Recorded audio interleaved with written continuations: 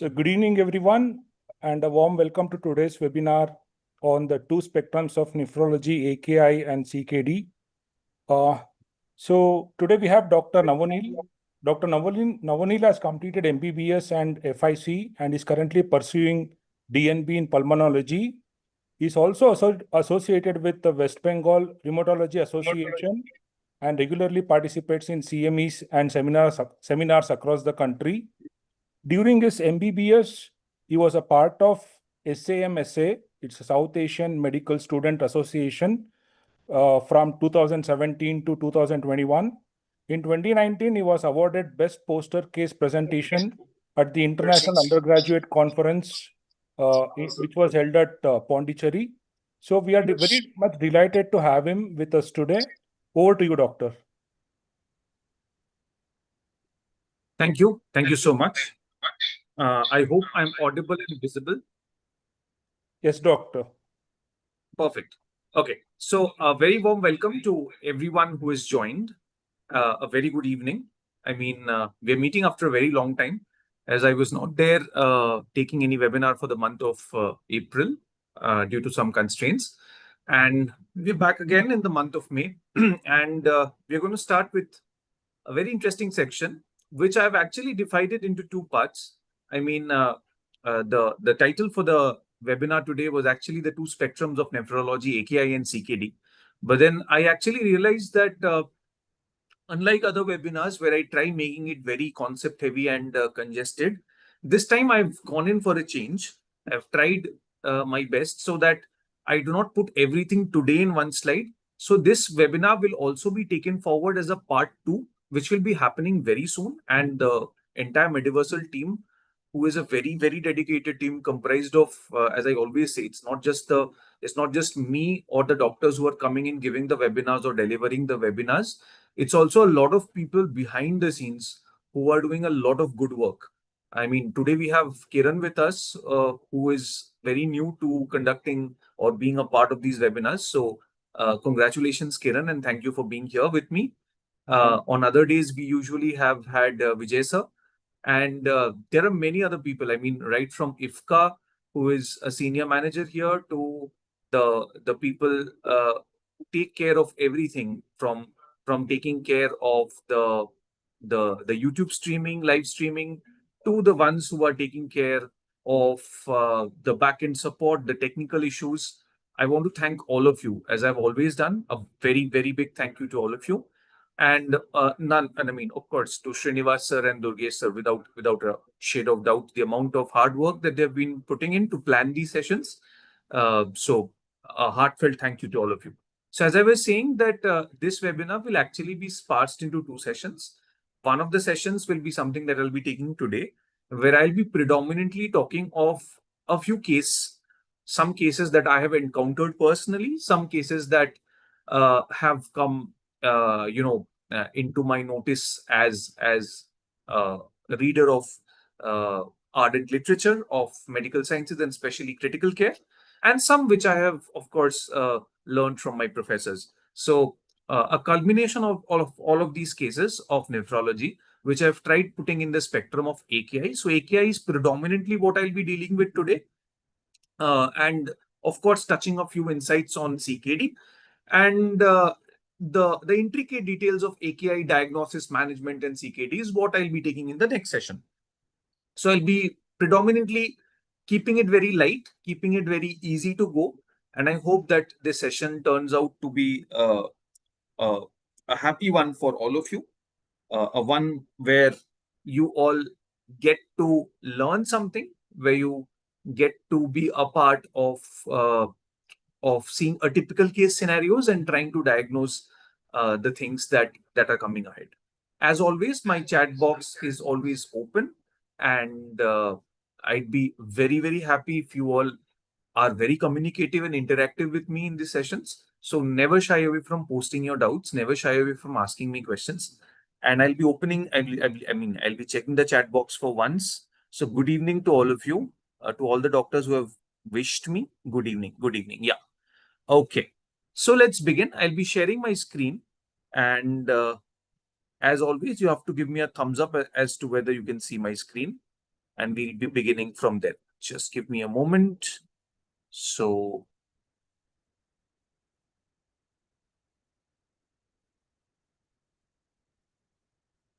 it's the share screen option.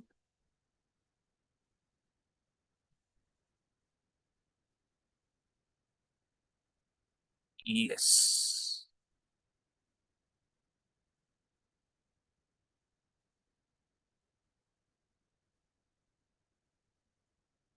Yeah. Are you all able to hear? Are you all able to see my screen? Yes, doctor, it is visible. Kiran, is my screen visible? Yeah, it is visible, doctor. It is visible, doctor. Yeah. Thank you. Thank you so much. Okay.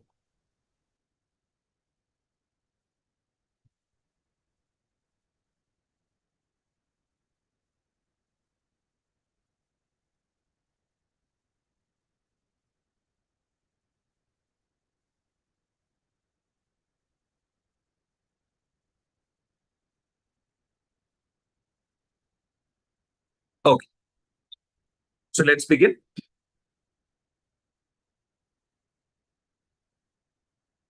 So we have the two spectrums of nephrology, that is CKD and AKI, as I said. And let's begin with our first slide. The slides today have been made by my sister. So Shirsha is my sister, and she has been taking extra care and effort to make these slides today. So even though she's not here, a big shout out to her. Okay. So before we go into talking of the medicine aspect of diseases, I mean, of the nephrology, let us quickly dive into some basic physiology concepts, which will help us in seeing AKI and CKD, not just today, but even in the next session when we talk of it. So as you can clearly see that we have a diagram where there's an where I'm showing the Bowman's capsule, and that is having a connection of two arteries. One is the afferent arteriole that is bringing blood to the glomerulus, and then is the efferent arteriole which is taking blood away from the glomerulus. Right now, normally what happens is when we talk of glomerular filtration rate or whenever we talk of urine formation, what is urine basically? Urine is a concentrated ultrafiltrate. I repeat, it's a concentrated ultrafiltrate of the blood that is coming to the glomerulus. So basically, can I say that it is a concentrated ultrafiltrate of the renal plasma flow? Can I say that? Can everyone put a thumbs up for people who are agreeing with me? Can I say that urine is nothing but a concentrated ultrafiltrate of the renal plasma flow? Can I say that? All of you agreeing with me? I'll be checking the chat boxes through my phone. Yeah, I think that will make it seem better. Yeah, so good. So it's a concentrated ultrafiltrate of the renal plasma flow. And whenever I talk of a glomerular filtration rate, we can see that there are three different arrows that I've shown. So one is the arrow that is coming from the glomerulus. The another arrow is coming from the Bowman's capsule. So we know we have got two pressures. One is the hydrostatic pressure. The other is the oncotic pressure. What is hydrostatic pressure? It is the pressure with which a fluid is driven out of a vessel, right? So the pushing pressure is what we commonly call as the glomerular hydrostatic pressure. So we can see that whenever the glomerular hydrostatic pressure rises, can you tell me what happens to GFR? Will it increase or decrease? My eyes are on the chat box. Whenever the glomerular filtration pressure rises, whenever the glomerular hydrostatic pressure rises, can you quickly tell me what happens to the glomerular filtration rate? What happens to GFR when the hydrostatic pressure of the glomerulus increases? Okay, I've got one answer. I've got other answers as well. Yes, Dr. Shorima, Dr. Rimjim, Dr. Sneha. Yes, very good. So it is going to increase. Very good. And the another pressure which is just going to oppose this glomerular hydrostatic pressure, that is causing a fluid to be retained inside the glomerulus. So if hydrostatic was a pushing pressure, this is a pulling pressure. It's just a counteractive opposite pressure which is causing fluid to be retained inside the glomerulus. That is nothing but the glomerular colloidal oncotic pressure or the glomerular oncotic pressure or the osmotic pressure, whatever you call it. So can I say that if the glomerular oncotic pressure increase, what happens to GFR? Does it increase or decrease? Can I have answers from others apart from these three doctors? Yes. What will happen to GFR if colloidal oncotic pressure is going to increase? What will happen to GFR? Will it increase or will it decrease? That's lovely. I'm getting many answers from everyone. Yes, absolutely. So the GFR is going to decrease. Very good. We can now see there's another pressure which is called the Bowman's capsular pressure. And again, if you see, it's the Bowman's capsular hydrostatic pressure. So it is the hydrostatic pressure or the pushing pressure from the Bowman's capsule. Now tell me, if the Bowman's capsular hydrostatic pressure increases, what will happen to GFR? Will it increase or will it decrease? What will happen if the Bowman's capsular hydrostatic pressure increases? Will the GFR increase or decrease?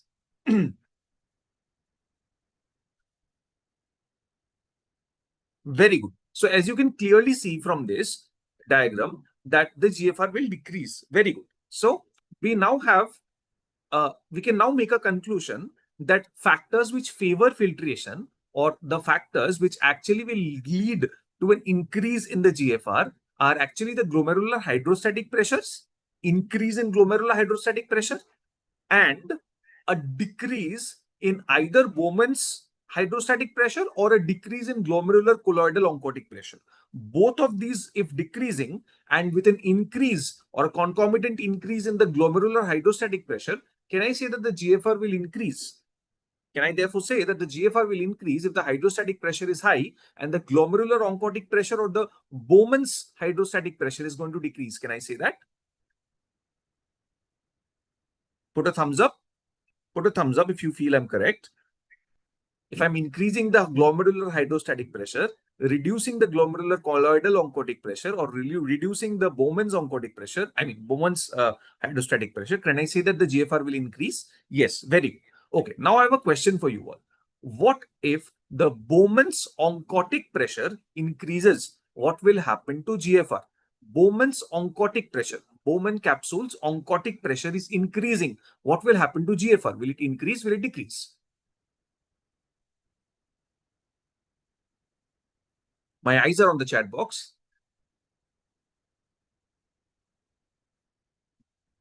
So if I am increasing the Bowman's capsular oncotic pressure, what will happen to GFR? Will it increase? Will it decrease? Okay, now I'm getting mixed answers. Some increases, some decreases. Okay. Till now, the first one to give the correct answer has been Dr. Shorima. Congratulations, Dr. Shorima.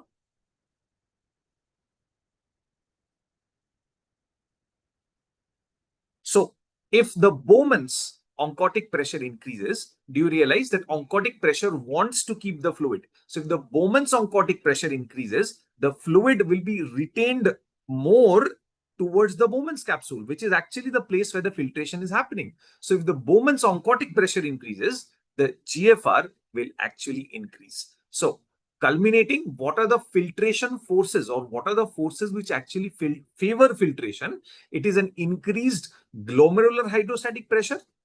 It is an increased Bowman's oncotic pressure. Whereas it's a concomitant decrease in the glomerular oncotic pressure and a concomitant decrease in the Bowman's hydrostatic pressure. Is this concept clear to everyone? Is this concept clear to everyone? This is a basic renal physiology concept which I wanted to begin with before we enter into the core concepts of medicine. Is this clear with everyone? Still anyone who is having a doubt? If Bowman's oncotic pressure increases, then the GFR will actually increase. Anyone who's having a doubt? Perfect. All good. किसी को doubt है? Anyone, even if one person is having a doubt, I want you to be very, very, very open and very brave enough to come and say, yeah, I didn't understand this. Please. Anyone who's having a doubt? Perfect. Okay, good to go.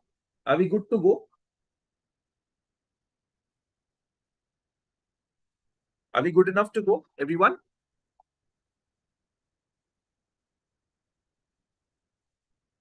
Can I get your thumbs ups? Yes. Okay. Good job. Okay. Now, let's move on to the next slide. Before we move on to the next slide, I've just put in some random numbers. There's not something that's very important, but then just for the sake of completion, we can see this that the net hydrostatic pressure of the glomerulus is around 100, and the Bowman's capsule hydrostatic pressure is around 18. Whereas the glomerulus capillary oncotic pressure is around 32, and the Bowman space oncotic pressure is usually 0. Why? Can someone tell me why is the Bowman space oncotic pressure usually 0? I mean, that's something that I've not even denoted in the diagram with an arrow. Why have I not talked of Bowman's oncotic pressure? Why is it usually 0? Can someone say it? Why is usually the Bowman's capsule oncotic pressure usually 0?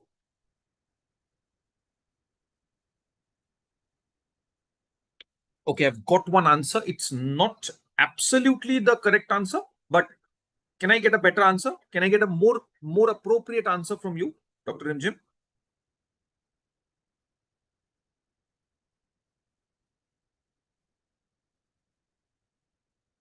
Can I get some more answers from others as well? Why is the Bowman's capsule oncotic pressure 0? So Dr. Rimjim writes that no solute should be filtered. No, that is not the right answer actually.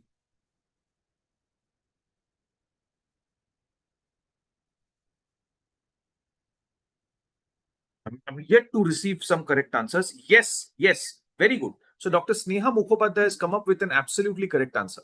So oncotic pressure, whenever we talk of oncotic pressure, what is the predominant driver of oncotic pressure? It is the proteins. And what protein actually takes care of the oncotic pressure in our body? It is albumin predominant.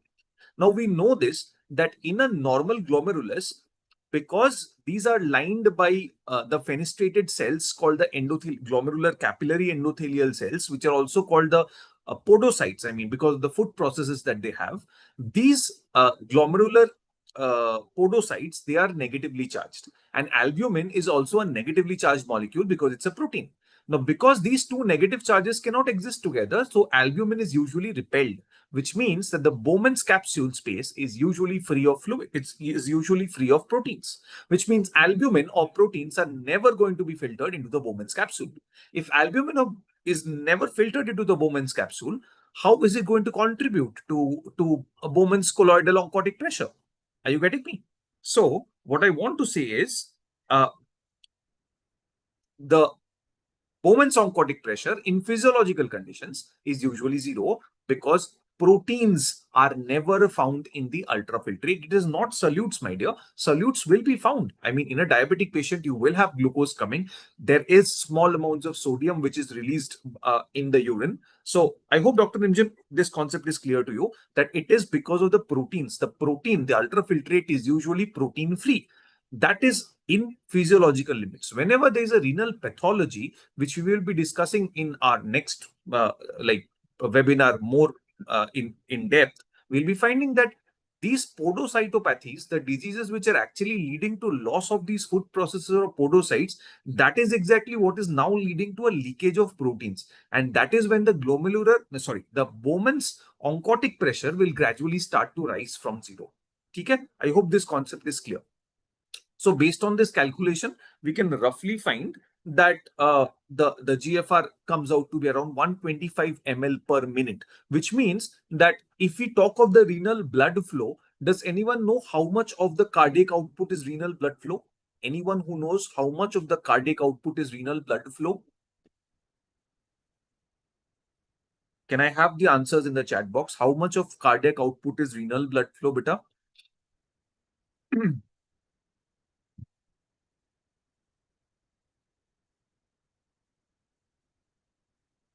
Yes, it is 25%. So Dr. Avinash Singh has come up with the right answer. It is 25%, which means if I calculate roughly, 6,000 ml to be the cardiac output, 6 liters, and अगर मैं उसका 25% करूँ, 25% of 6,000 is around 1,500, I suppose, which means that the renal blood flow is around 1,200 to 1,500 ml. That's quite a lot of renal blood flow that happens. Now, a part of this is also containing the solutes, and if I remove these solutes, that is what is called the renal plasma flow, and the renal plasma flow is somewhere around 685 to 690. Let's take it 700 for a while. Out of this 700 ml per minute, the GFR that is produced is 125 ml per minute, which means almost 1/8 of the renal plasma is reabsorbed and not filtered. Can I say that? I mean, only 1/8 of the renal plasma is filtered, rather. Sorry. 1/8 of the renal plasma is filtered. So 1/8 of 700 is what comes out around 125. 1/8 of the total renal plasma flow is what is filtered. So maximum of the solutes and the proteins are usually what is reabsorbed back into the blood, just showing how beautifully our nephrons are working. And it's not about one nephron. I mean, although I've shown it here in the form of a diagram as one nephron, but there are 2 million nephrons in each kidney. And as they say, there are a few exams which are difficult to fail. The liver and the kidney are 2 organs which are difficult to fail. So if they are not working, it means they have crossed that barrier of compensation where they cannot tolerate it anymore. So let's move into our next slide now. Okay.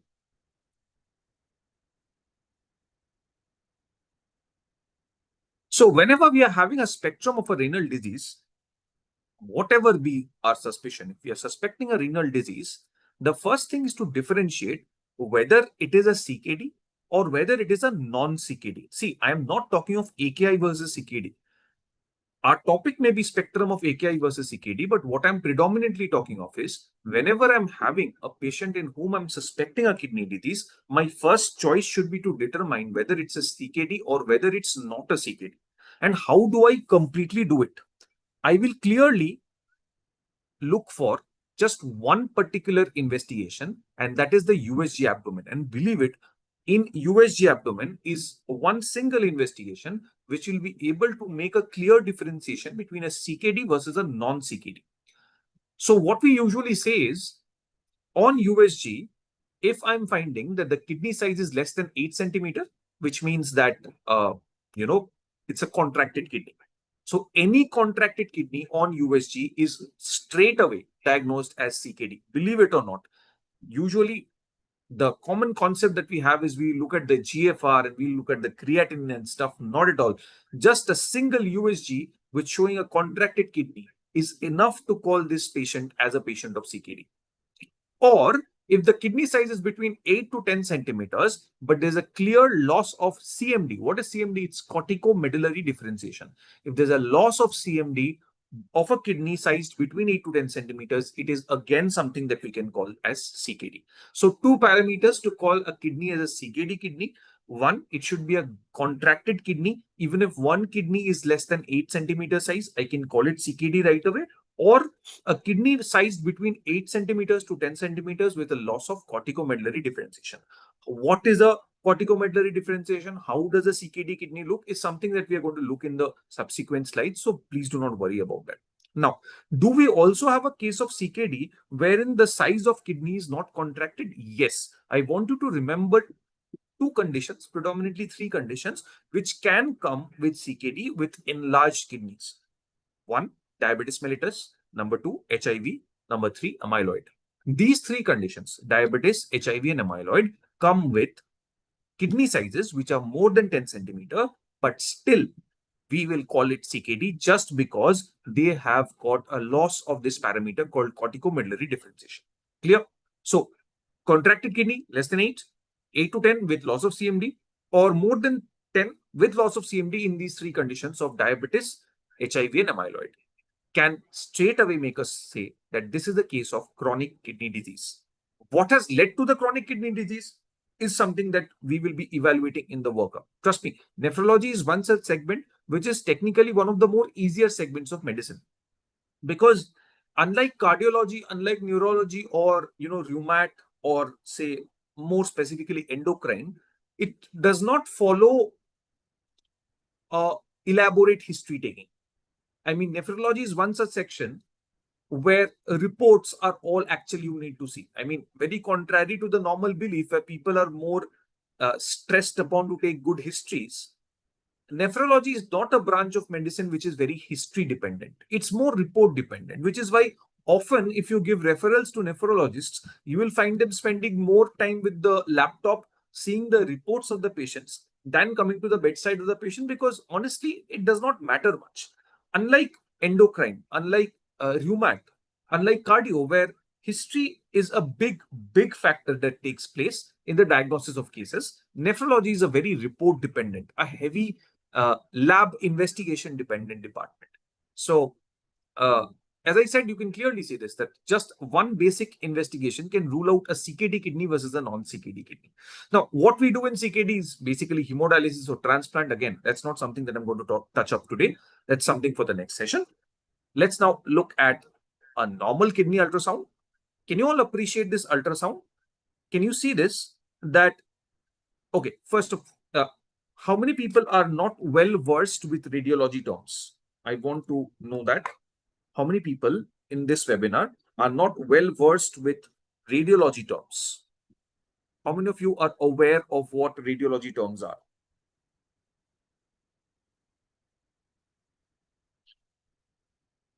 I've got 81 participants. I want answers from everyone. How many of you are very relatively new to what USG terminologies or X-ray terminologies usually are? Okay, Sneha, you are new. Okay. So let me tell you, like, on a very gross way, on a very simple way, like a layman. Okay, so I'm getting many answers. Dr. Gaurav. Okay.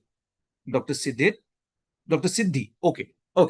Good. So nothing to worry. Let's make it very simple. Something that looks black on USG is something that we call as hypoechoic. Something that looks brighter on USG is what we call as hyperechoic. Itna clear hai? Everyone's clear? Something that is black is called hypoechoic. Something that is dark, a bit bright, is what we call as hyperechoic. So based on that, can you clearly see that we are seeing the kidney, this oval shaped structure that you find is basically the kidney. Are you able to follow my pointer in this slide? Is my pointer visible? Can you all give me a yes or a thumbs up if my pointer is visible on this slide? Yes, fantastic. So this thing is the kidney that I'm looking at. This is the kidney. Can you see that it has got a dark or a hypoechoic component and a bright hyperechoic component in the center? Everyone is able to appreciate this, beta? Everyone clear with this? Okay? Can you see a structure that is above the kidney? A structure that is above the kidney. This is black, more dark, more black, that is hypoechoic, that is matching with this black part of the kidney, that is the hypoechoic component, and this is what I call as the renal cortex. So the cortex of a kidney usually appears hypoechoic. What is inside the cortex in the center is this bright element which is called as hyperechoic, and that is what I call as the renal medal. Now, if you zoom in very carefully, can you observe with my pointer that there are some, can you observe with this pointer that there are some dark hypoechoic elements inside the hyperechoic medulla? Is everyone agreeing with me that there are some dark hypoechoic elements inside the hyperechoic medulla? Am I clear? Good. And those are what we call as the renal pyramids. So now you all should be confident enough to see a normal USG of the kidney. What do we see? We see the cortex as a hypoechoic lesion. As hypoechoic. We see the medulla as hyperechoic in the center. There's a clear zone of differentiation of the hypoechoicity of the cortex and the hyperechoicity of the medulla. And inside the medulla appears very small hypoechoic places, which are called the renal pyramids. Clear? Everyone is clear with this orientation? Very good. Now, can you now see this? Can you now see this? Wait, can I take this up? Thoda. I think let me take this down. Yeah. Am I still visible? Am I still visible? Am I visible, everyone? Good enough? Yeah. Okay. So, can you now see this? Can you make out anything like a kidney here? Kuch bhi dikh raha hai? There is nothing that's visible, right? If you want me to zoom, I can try zooming this. Yeah. Can you see? There's nothing called a kidney that is being seen here. There's no cortex, there's no medulla that you can separate. So this is a loss of CMD. This is what we call as loss of CMD. Also, can you see one thing? This kidney was having a decent enough length or a size. Can you see this is such a small kidney, such a contracted kidney with a loss of corticomedullary differentiation? Trust me, even if I do not have any history, why I said that nephrology is not a history dependent branch, just as a radiologist, if I am just putting the USG probe on the flank of this patient and this is the kidney that I see, trust me, I do not even need to know whether this patient is on dialysis or not on dialysis. If this patient himself is unaware of this, I will be the one telling that you have got a CKD, please visit the nephrologist because you might be needing renal replacement at some point of time. So I don't even need the history of this patient. Just seeing a grossly contracted kidney less than 8 centimeter size with a loss of CMD is enough for me to call it as CKD. Please see this image now. Can you see how dark this is? This is so hypoechoic. It is so hypoechoic. Okay, what is this structure? Can anyone say what this structure is? Look, let me enlarge. What is this structure? The one that is marked with a star. Can someone say?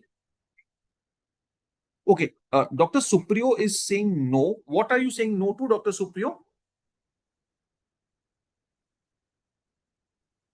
Okay, I've got the right answers, but Dr. Supriyo, you just said no. Can you please write to me what you're saying no to? I would be glad to explain that part. Okay, I'm just trying to tell you that this is a grossly contracted kidney, less than 8 centimeter size with complete loss of CMD. Okay, I hope this is clear to everyone. Now, I'm coming to this image. What is this structure that you are seeing? What is this structure? The marked with star. Absolutely. Okay, yeah, absolutely. Yeah, Dr. Supriyo, thank you. Thank you so much. Yeah, so this is the liver. Everyone has given me a correct answer. This is the liver. बहुत बड़ी बात है. नीचे you might have even seen, but what is this structure that I'm pointing out? Can someone tell me what is this structure that my pointer is now pointing at inside the liver? What is this structure that I'm seeing? Okay. I'm getting mixed answers now. Okay.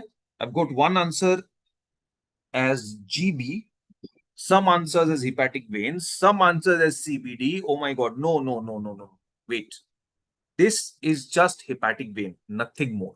So this is entirely hepatic veins. This is neither GB. This is neither common bile duct. This is entirely portal veins and the hepatic venous sinusoids. Mainly, if you want me to be even more precise, these are typically portal veins. This is portal veins and some branches of hepatic veins that can be seen, but predominantly it's a portal vein. Okay. Now, what I want you to see is this structure. Can you appreciate that this is entirely black? In fact, its echo texture is even darker than the liver. Can I say that it is hypoechoic and its hypoechoicity is even darker than the liver? Can I say that? Good evening, Twinkle. Can I say this? That this hypoechoicity is even darker than the liver. Can I say that? Everyone? Everyone's agreeing with me? It's darker than the liver, which means I am only able to see something which is hypoechoic. I am not able to see the hyperechoic pyramids. Hyperechoic medulla, which means this is also a loss of corticomedullary differentiation. I'm not able to differentiate whether this is cortex or medulla. This is again a case of CKD. So complete loss of corticomedullary differentiation on ultrasound shows this is CKD and nothing more is required. Trust me, USG is the only criteria by which you can diagnose a CKD versus a non-CKD. That is enough. So this is liver. This is the portal vein the portal vein and its sinusoids. And you find a hypoechoic, which is more hypoechoic than the liver. There is no hyperechoicity of the medulla. There is a complete loss of corticomedullary differentiation. Now look at this image. This is the left kidney. Again, you see a contracted kidney. Whenever I see a contracted kidney, I don't even need to see. Trust me, if I see something less than 8 centimeter, I don't even need to see CMD anymore. Still, for sake, Can you see there's a loss of CMD? I can appreciate some parts of hypoechoic cortex, but I am not really able to differentiate or delineate the regions of a hypoechoic cortex from a hyperechoic medulla. Again, this is the case of loss of CMD. All of these cases are what is a USG of a showing a chronic kidney disease. Okay. Give me a moment.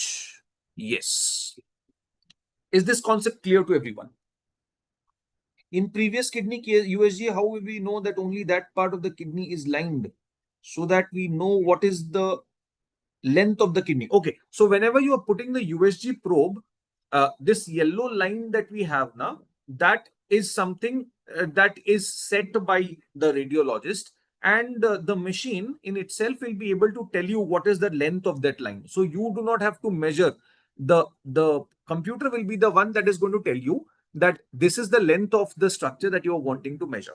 So it's a kidney, and the size of the kidney is naturally looking very, very less than the normal kidney. You can see the normal kidney on the left, and the normal kidney usually in humans is around 10 to 12 centimeters. And you can clearly understand this length is lesser than the normal kidney, right? Okay, let's move to the next slide now. So we talked of CKD. Now let's talk of non-CKDs. Now, whenever I talk of non-CKDs, I can either have a presentation where the patient is coming to me with a rapid decline in renal function. I repeat, it's a rapid decline in renal function over days to weeks. What do I call it? I call it as RPRF, or rapidly progressive renal failure. Only a pathologist is going to name this as rapidly progressive glomerulonephritis, because the pathologist is going to be the one who is going to see the biopsy slides, and in histopathology, he or she is going to find certain specific structures, which I want you all to answer. Can you tell me what are those structures that a pathologist will be seeing in the case of rapidly progressive renal failure, which will make him or her give it a name of rapidly progressing glomerulonephritis? I want answers from all of you. Okay, I've got one answer. I want everyone else to be actively participating. What are the structures that a pathologist, so I'm basically talking of non-CKD elements. I'm saying one part or one clinical presentation of a non-CKD can be where this patient is having a rapid decline, a very rapid decline in renal function from, within a span of days to weeks. That is what I typically call as rapidly progressive renal failure. And whenever I get such a case, my first thing is to do is I'll send a biopsy, and I will call up my pathologist friend and ask him or her that what are you seeing? He or she will be saying that I'm going to see certain things as dash, and hence I'm calling it as rapidly progressive glomerulonephritis. What is something that they'll be seeing? Basement membrane? No, not really. Interstitial nephritis? No, not really. Can I have more answers? Dr. Twinkle, Dr. Sneha, Dr. Shorima, what is something that a pathologist will be seeing? Yes. So again, Dr. Rimjim and Dr. Shorima have come up with the correct answers, that it is the presence of crescents. So whenever I see a crescent formation in maximum alveoli, in maximum glomeruli, and major part of the glomeruli is having crescents, is what I will be calling as rapidly progressive glomerulonephritis. There can be several causes of RPGN. That is not the topic to touch upon today, but it is the presence of crescents. Can someone of you in this group tell me what are these crescents composed of? What are these crescents composed of? Okay, so darling, basement membrane is something that you will be finding in every glomerular pathology. I mean, in every glomerular like slide. So a basement membrane is a normal finding in a glomerulus. So it is not basement membrane. Okay. Yes, very good. Dr. Shorima has come up with the correct answer. Dr. Rimjim has come up with an incompletely correct answer.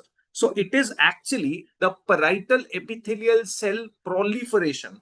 That is what we call as a crescent. So now whenever these parietal epithelial cells will proliferate, these will induce an inflammatory cascade, which will bring in the acute mediators of inflammation, that is neutrophils, which you correctly pointed out. And then that will also be having fibrin, that is perfectly mentioned. But when I talk of a crescent, it is predominantly the proliferated parietal epithelial cells. Very okay. So this patient of rapidly progressive glomerulonephritis or rapidly progressive renal failure will be diagnosed on biopsy. And there are several causes of rapidly progressive glomerulonephritis. I mean, predominantly they are rheumatological disorders like good pasture syndrome. You can also have some SLE coming as lupus nephritis, which can, present as rapidly progressive glomerulonephritis. But there are some rare conditions like severe acute interstitial nephritis and thrombotic microangiopathies, which we will be talking about in the subsequent sections. That these two things, I mean, severe AIN and thrombotic microangiopathies, can also present as rare variants of rapidly progressive glomerulonephritis. And as I said, their renal function is going to decline very fast. And between hours to days, they'll be developing a typical pattern of acute kidney injury. So this is one segment of non-CKD presentation. The other type of non-CKD presentation can be where the patient is coming to us typically with a hypertensive crisis. And this hypertensive crisis is happening because of a vascular cause. That vascular cause can either be a renal artery stenosis or it can be a thrombotic microangiopathy. When I say microangiopathy, it's involving the small vessels of the kidney. When I say a renal artery stenosis, it's involving the large vessels of the kidney, like the renal artery. And another part of a non-CKD presentation, something that is very, very commonly missed by us clinicians, and this segment is actually what warrants a very detailed history and evaluation. That is a non-CKD patient that is coming to us with a normal RFT, which means that if you actually evaluate thrombotic microangiopathies, you will be finding that the renal function test is declined, is deranged. If you evaluate a patient of RPRF, you will be finding that there are derangement in the renal profile.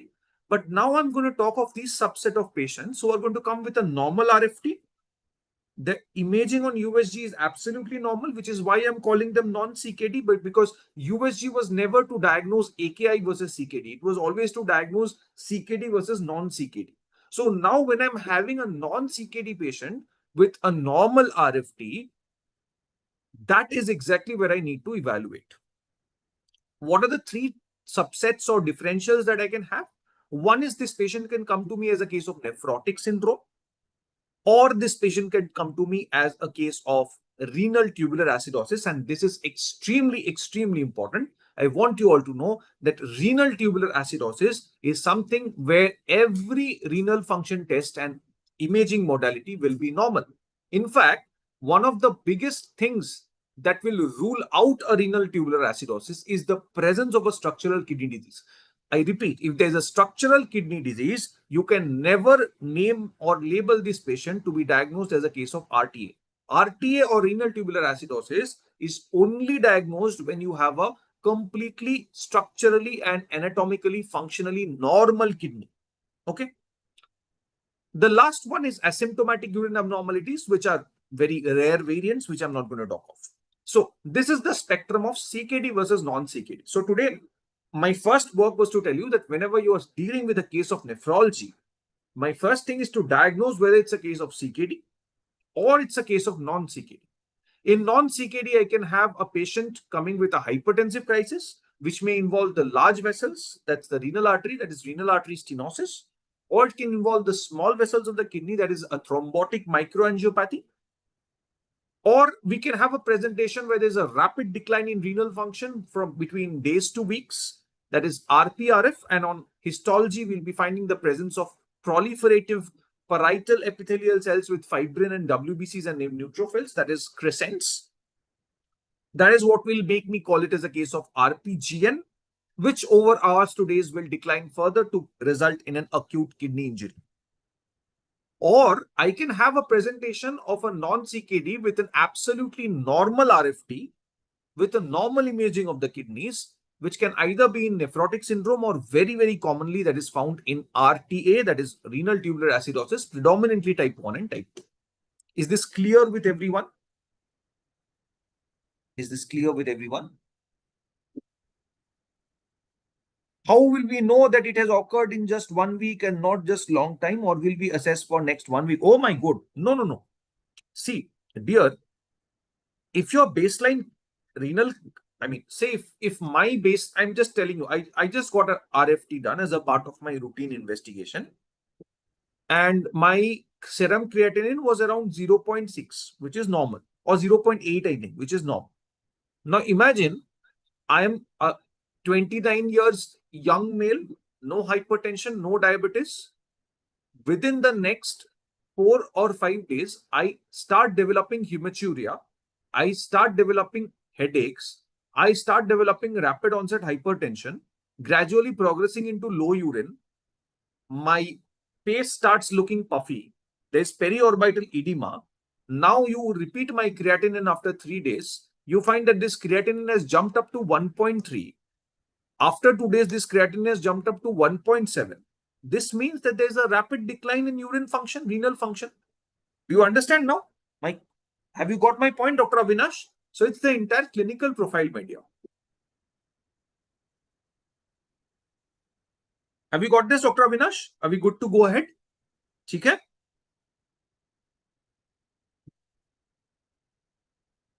Avinash, can I get a thumbs up from you? Yeah, perfect. Okay. So, yeah. Now, talking of acute kidney injury, when I talk of acute kidney injury in a non-CKD patient, see, again, I'm repeating. A CKD patient can also come as an acute onset, acute kidney on CKD. That is what we call as acute on chronic kidney disease. That means a patient of CKD has suddenly come to me with a medical emergency where the patient is absolutely not passing any urine over the last 24 hours. That is an acute presentation of a CKD. That is what we call as acute on chronic kidney disease. That is not what we call as acute kidney disease. When I talk of acute kidney injury, I predominantly have 4 big things to think of. One is it a pre-renal cause? Is it a post-renal cause? Or is it a tubular cause? Is it a post-renal cause, which means is there any external obstruction? Is it a hydronephrosis? Is it a hydroureter?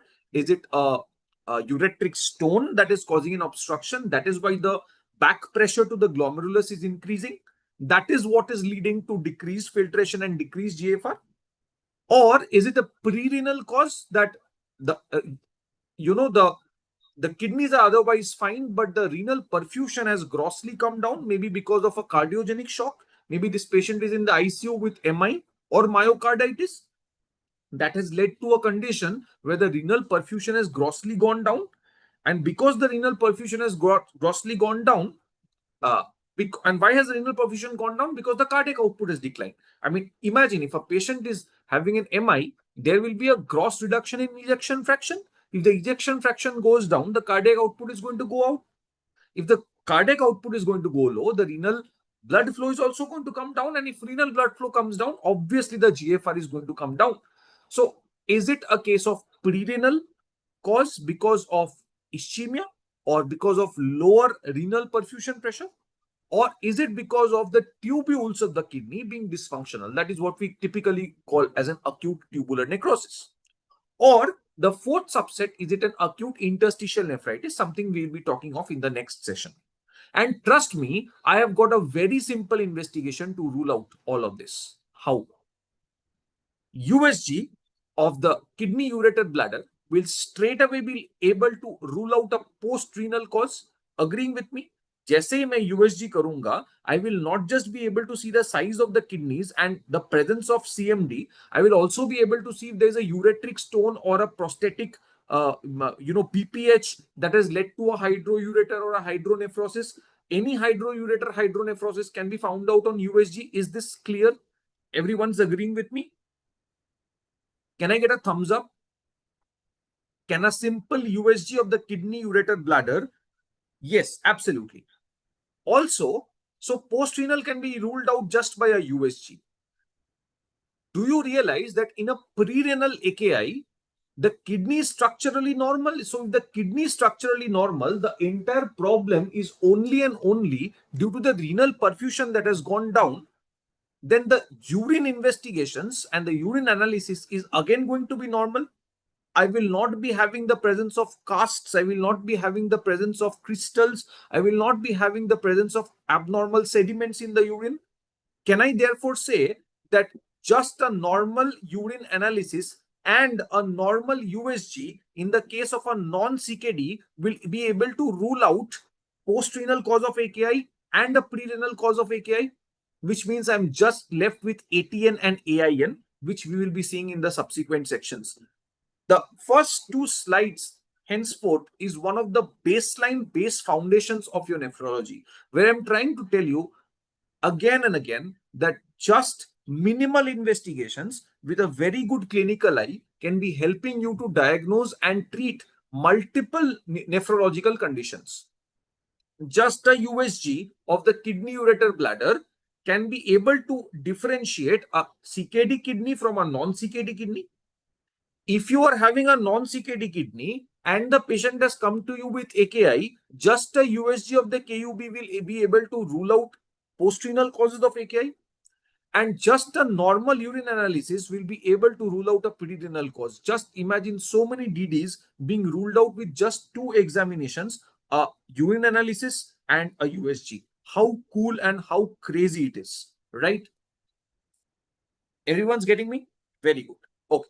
Now let's move on to the next slide. The takeaway from this slide is two things. Number one, RTAs cannot be diagnosed if there is a structural problem in the kidney, which means RTA hone ke liye, diagnosing a renal tubular acidosis, it has to be with the presence of a normal RFT and a normal renal anatomy or a normal renal structure. So a structurally normal kidney with a normal RFT and other issues being there, that is what will make me think about RTA, which is in fact why most of the cases of RTA who actually present with hypophosphatemia or say they present with renal stones at times, some of them may present as you know, impaired glucose metabolism in the form of glycosuria. They are predominantly seen by other medicine specialties.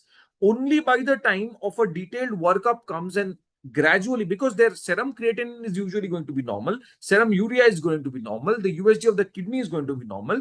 Only when other subspecialties of medicine have already evaluated them for the multiple other problems that they have, they are not able to find out. Only then will this case come to a nephrologist, and that nephrologist will finally be, accumulating all the documentations of the other doctors and then be able to find out what renal and will be able to achieve to a, come to a conclusion of the diagnosis of an RTA. So again, repeating, an RTA will only something that will only be diagnosed in the presence of a normal kidney with normal RFT. And I'm repeating this n number of times because I want this to be hammered in your brain. Please do not diagnose renal tubular acidosis if you are having a deranged renal function test. Am I clear? Yes, acid-base abnormalities, phosphorus, calcium, absolutely correct. Absolutely. Very good. Okay. Now, let's come to the next slide. Okay.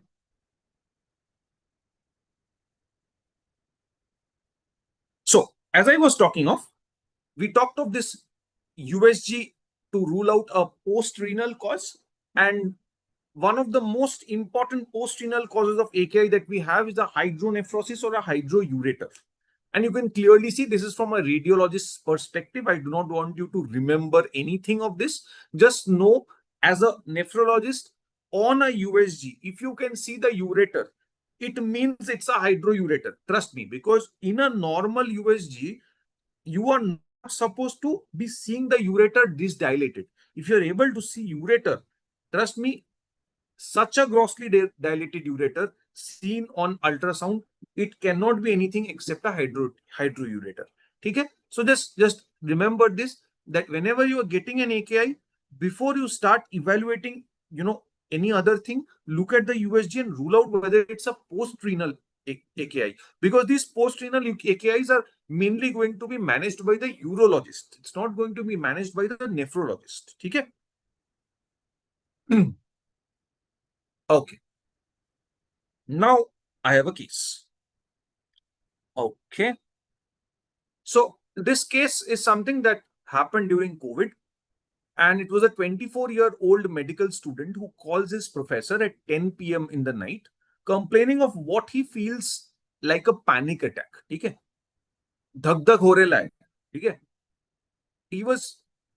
The professor said he once come to the ER and have an evaluation. On the ER, his heart rate is found to be 130. That's good enough tachycardia. His BP is 220 by 110. And let's be honest, this guy was never earlier diagnosed as a case of hypertension. So he's been diagnosed as a new onset case of hypertension in the ER. His ECG is absolutely normal, otherwise showing just sinus tachycardia, which is very much in line with the heart rate that he's having. Echo, again, no obvious abnormalities. So he's generally, the initial impression was made that, okay, you're 24 years old, maybe you're preparing for your PG entrances, you must be very stressed out, having a lot of caffeine and black coffee these days, maybe a bit of Red Bull as well. So maybe it's more of functional. And that's what usually happens, in the middle of the night, 24-year-old male coming to us, and if the evaluation is showing otherwise normal findings, you usually are going to spend more of your thoughts on the elderly patients and on the more seemingly serious cases. So this guy was also, sent back home, said that, kuch nahi hai, just take a clonazepam. So he was given a mild, minimal dose of anxiolytic, and he was said that just monitor your BP over the next few days, because it is a high BP on presentation. Monitor your BP for the next few days. And he was basically said that maybe this is more of a panic attack episode. Now this guy goes back to this hostel, and over the subsequent weeks, he finds that his average BP is still on a very, very high end. So that's 190 by 100 is average BP over the next 1 week. That is when he calls his professor up again, and now his professor says, okay, let's have an OP evaluation, a detailed OP evaluation. And in the OP, we find that a routine profile was ordered. CBC is normal. RFT, it's RFT, not RDT, sorry.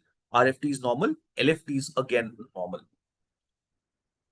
But the presence of hypertension, persistent hypertension, young adult, even with a normal RFT and and LFT and CBC, the professor warrants him to go for imaging.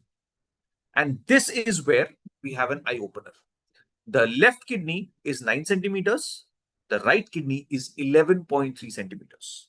This should immediately ring the bell in your mind. Another thing that I'm saying, on USG, if you are having the presence of asymmetric kidneys, more than 1 centimeter size difference between two kidneys, it should always ring a bell in your ear.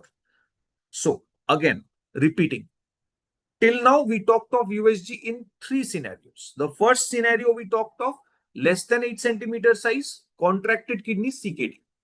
8 to 10 centimeter with loss of CMD, CKD. Post-renal hydronephrosis, hydroureter will diagnose post-renal AKI.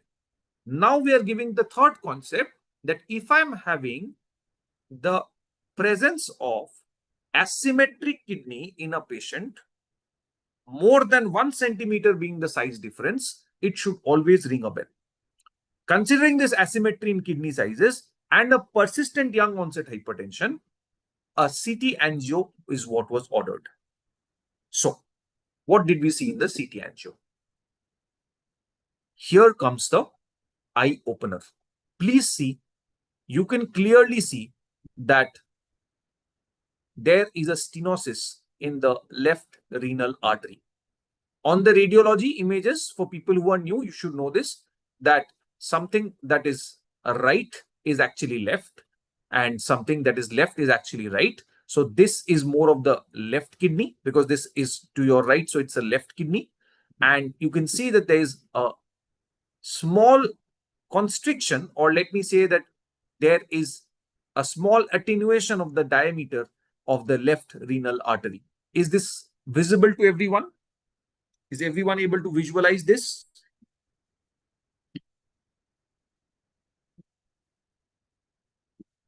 Okay, I was getting multiple answers. Someone was saying poisoning. Dr. Twinkle has said renal artery stenosis. Very good. Very good. Very good. So Dr. Twinkle is the one who has come with the right answer. It is renal artery stenosis. Okay. So whenever we are having a renal artery stenosis, the next thing that you will do is you will check the Doppler. Everyone knows this is a Doppler. All of this fire thing that you are seeing is a Doppler. Okay? This investigation is what we call as a renal Doppler. What is this red and what is this blue? So we hold the probe and we are going to check the blood flow. This is the amount of blood flow, and this index is what I call as the resistivity index or the pulsatility index. Not something that I really want you to think much. So this is the peak systolic velocity, and this entire graph is what I call as the resistivity index or the pulsatility index. Now, if the blood is flowing towards the probe, that is what is marked as a red color. And if the blood is flowing away from the probe, that is what is marked as blue color. Okay? You will be able to find this, that there are segmental areas of hypoechoicity which are wedge shaped. Can you see this? This is a normal kidney, and this is a normal renal artery blood flow. Here, can you clearly see that there are hypoechoic wedge-shaped infarcted areas or focal areas with no Doppler signal? There is Doppler signal only here. There is no Doppler signal here. Can you clearly see this? Here in the normal kidney, you were able to appreciate a Doppler signal everywhere. Here you are seeing a focal wedge-shaped area which looks like an infarct where there is no Doppler signal. Correct? So this is what is typical of a renal artery occlusion that is found in renal artery stenosis. So this was actually a case of unilateral renal artery stenosis. Whenever we talk of renal artery stenosis, we should not be forgetting the pioneer of this, who was known as Dr. Goldblatt. And Goldblatt came up with this famous model of renal artery stenosis, which is called the two kidney, one clip model. That is what explains the unilateral RAS. Two kidney, we have two kidneys and one clip, one of the arteries being clipped is what he demonstrated. And believe it or not, he demonstrated this and proved this in the early 1900s, where there was hardly any imaging modality back available in those times. Just goes to show the sheer dedication and clinical prowess of these doctors and scientists, to be honest. Okay, so what is unilateral RAS? So do you realize this from this picture, that here the right kidney is having a stenosis and the left kidney is absolutely fine?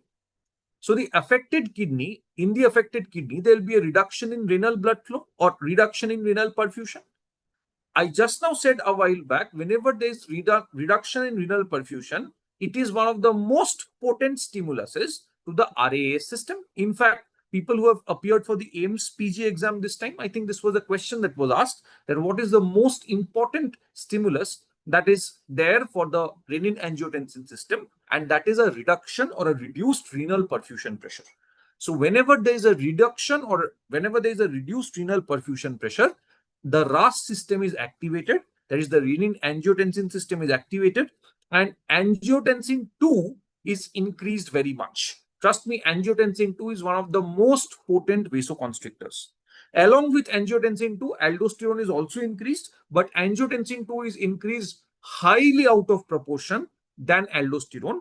What happens is angiotensin 2, being a powerful vasoconstrictor, it will constrict the dash arteriole. I want you all to answer me. Angiotensin 2 constricts which arteriole? Is it the afferent, is it the efferent, or is it both?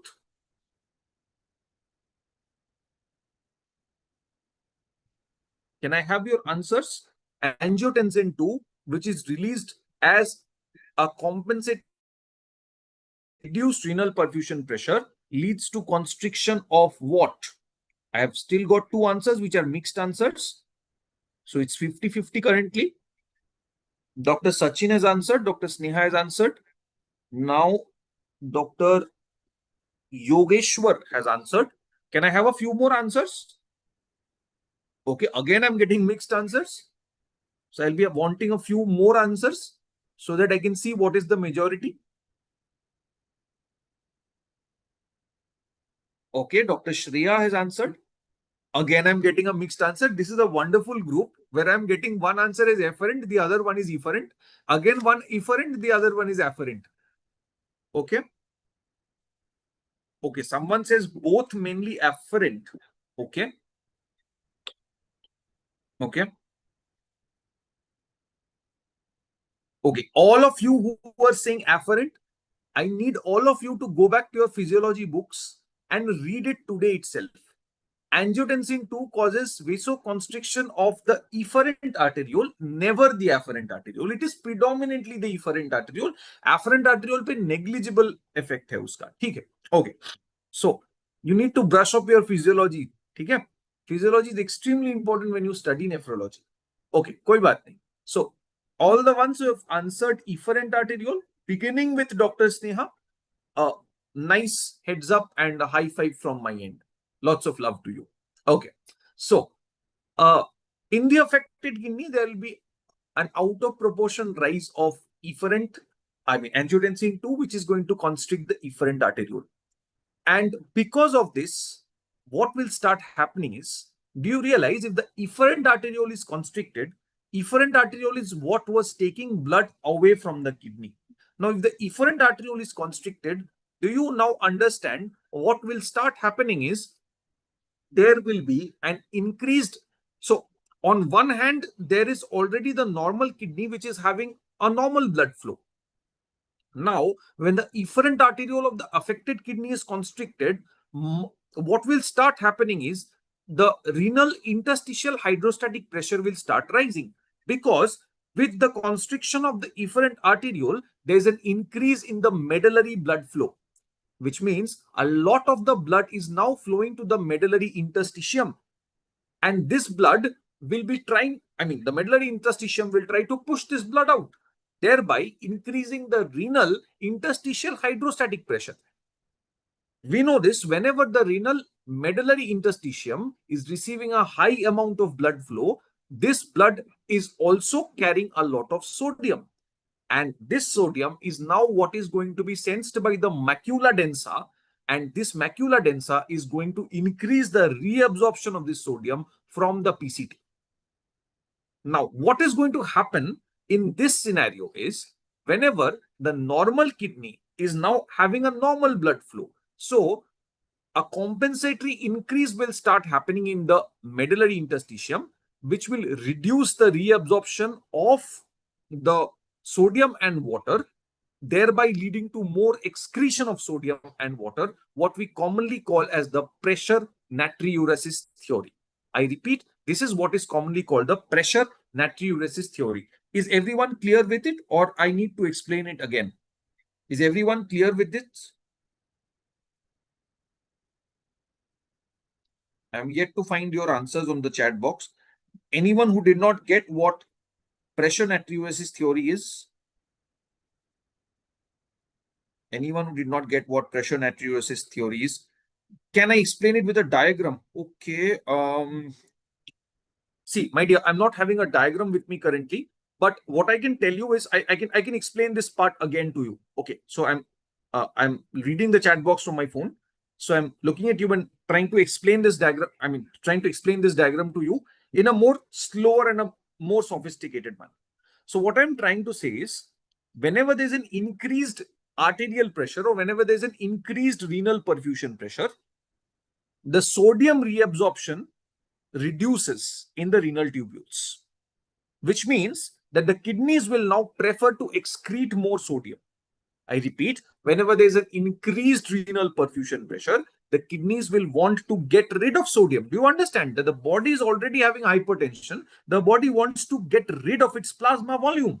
To reduce the blood pressure, the body wants to get rid of its plasma volume. So it will excrete sodium, which means the reabsorption of sodium from the proximal convoluted tubule will start to decrease. Okay? This, what will happen?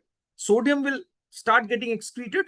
That is what is called as natriuresis. And we know this, that water and sodium, I mean, water is one of those persons who is a flirtatious guy. He will always want to follow sodium. Sodium jidhar jayega, water will follow it. So since sodium is now going out of the body, water will follow her. So this natriuresis will lead to diuresis. This will lead to a resultant where there's a decrease in the extracellular fluid volume and the plasma volume will reduce. Therefore, the BP will get controlled. Again saying it, whenever your body is dealing with a hypertensive crisis, जब body में BP ज़्यादा बढ़ा हुआ है, or when the effective plasma volume is high, the kidneys will not try to conserve sodium, it will try to excrete sodium because it needs to lower the plasma volume. So what it will do is it will reduce the reabsorption of sodium from the PCT. Whenever the reabsorption of sodium from the PCT is reduced, which means that the kidney is wanting to excrete sodium, that is called natriuresis. Water will follow sodium outside, that is called diuresis. And all of this is happening because of the elevated blood pressure. That is why it is called as commonly the theory of pressure natriuresis. Is this clear now? Can I see the chat box? Is this clear now?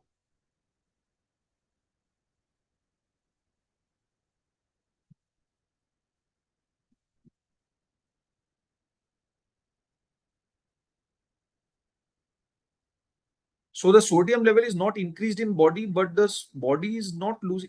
No.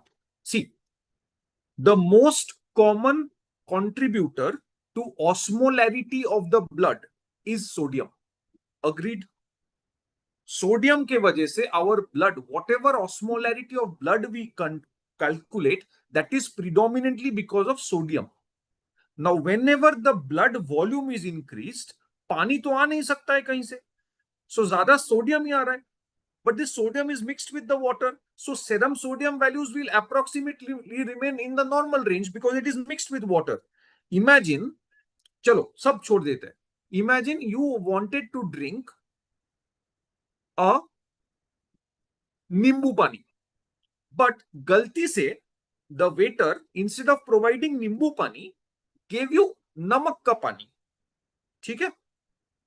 It was so salty that he mixed almost 10 to 12 teaspoons of salt in one glass of water. Do you realize you will be shit angry at him, scared to drink that? So what will you do is, you will pour a bit of that sodium wala, namak wala pani into the dustbin and say कि please इसमें थोड़ा normal पानी मिलाओ. So the only way that the body can get rid of sodium is by throwing that water outside.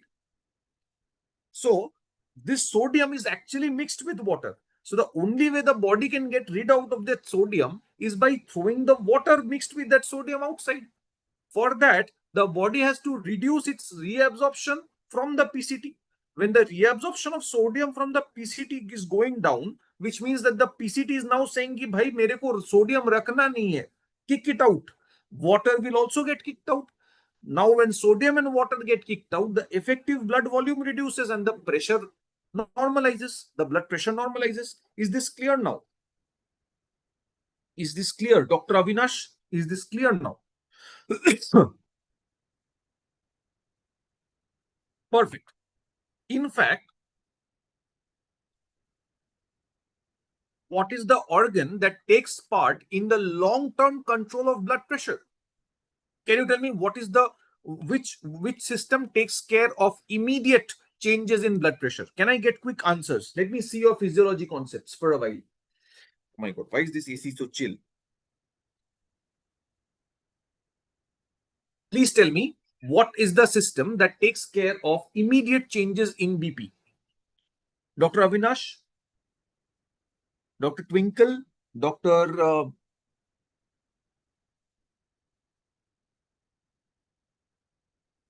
Others, everyone, Dr. Shorima, what is the system that takes care of immediate control of blood pressure? Suppose you were lying down, you suddenly stand up. There's a lot of blood that is pooled into your legs. Yes, it is the CVS or the baroreceptors which take care of the immediate changes in blood pressure. What is the organ that takes care of long-term changes in blood pressure? It is the kidney. How does the kidney take care of the blood pressure on a long-term basis? It is by this pressure natriuresis theory, where the kidney starts seeing that if my blood pressure is high, it is predominantly either because see, cardiac output will not increase. Another way that blood pressure would have been high is if the cardiac output increased. But the cardiac function has not changed, so the cardiac output cannot increase. The only way by which your blood pressure can increase is if your serum osmolarity has increased or if the effective blood volume has increased. Now, if you have not been transfused with blood, your effective blood volume cannot increase, but the blood osmolarity can increase. That is due to sodium. Now, kidneys will try to throw that sodium off. Now, coming to the question that Dr. Rimjim has asked, does BP actually normalize due to the compensation of 82? 82 is actually powerful, more powerful in case of RAS. So when I talk of unilateral renal artery stenosis, despite the normal kidney trying to throw out sodium, the patient still will not be able to normalize the BP because the power of angiotensin 2 in the affected kidney is very, very, very high. And that is what will lead to this persistent hypertension or what will lead to the presentation of this patient as a patient of hypertensive crisis. Is this concept clear, Dr. Dimjim? In case of renal artery stenosis, it is the angiotensin 2 which dominates the effect and gives a very tough competition, but it will still win over the pressure natriuresis component. Is this clear, Dr. Dimjim?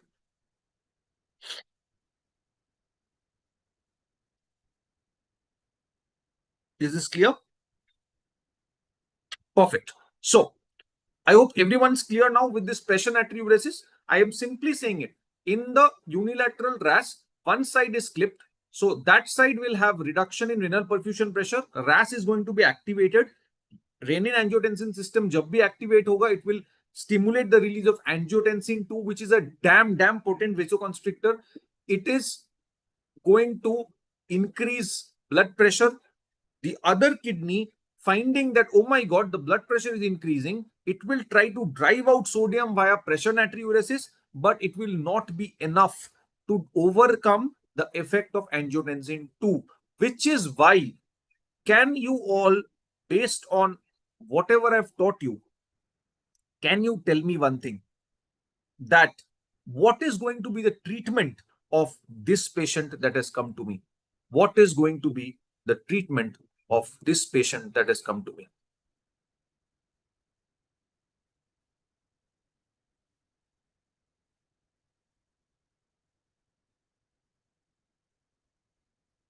What is going to be the case of, what is going to be the treatment of this patient that has come to me?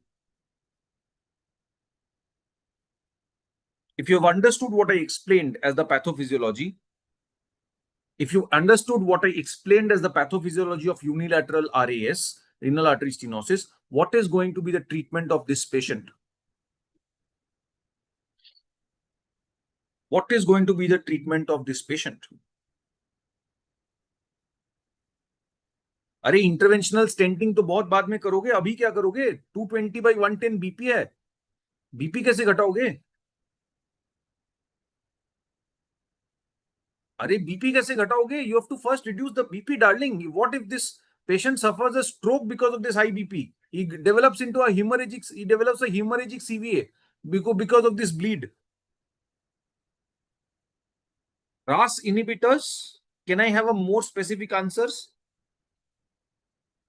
Yes, ACE inhibitors. Exactly, ACE inhibitors. Why were you not able to answer? Why is it taking so much time? Okay, again, I'm getting answers like diuretics. How is diuretic going to change this entire scenario? What was the presentation of this kid? The presentation of this kid was as a hypertensive crisis. The management of this case is going to be exactly with ACE inhibitors and angiotensin receptor blockers. Why were you not answering?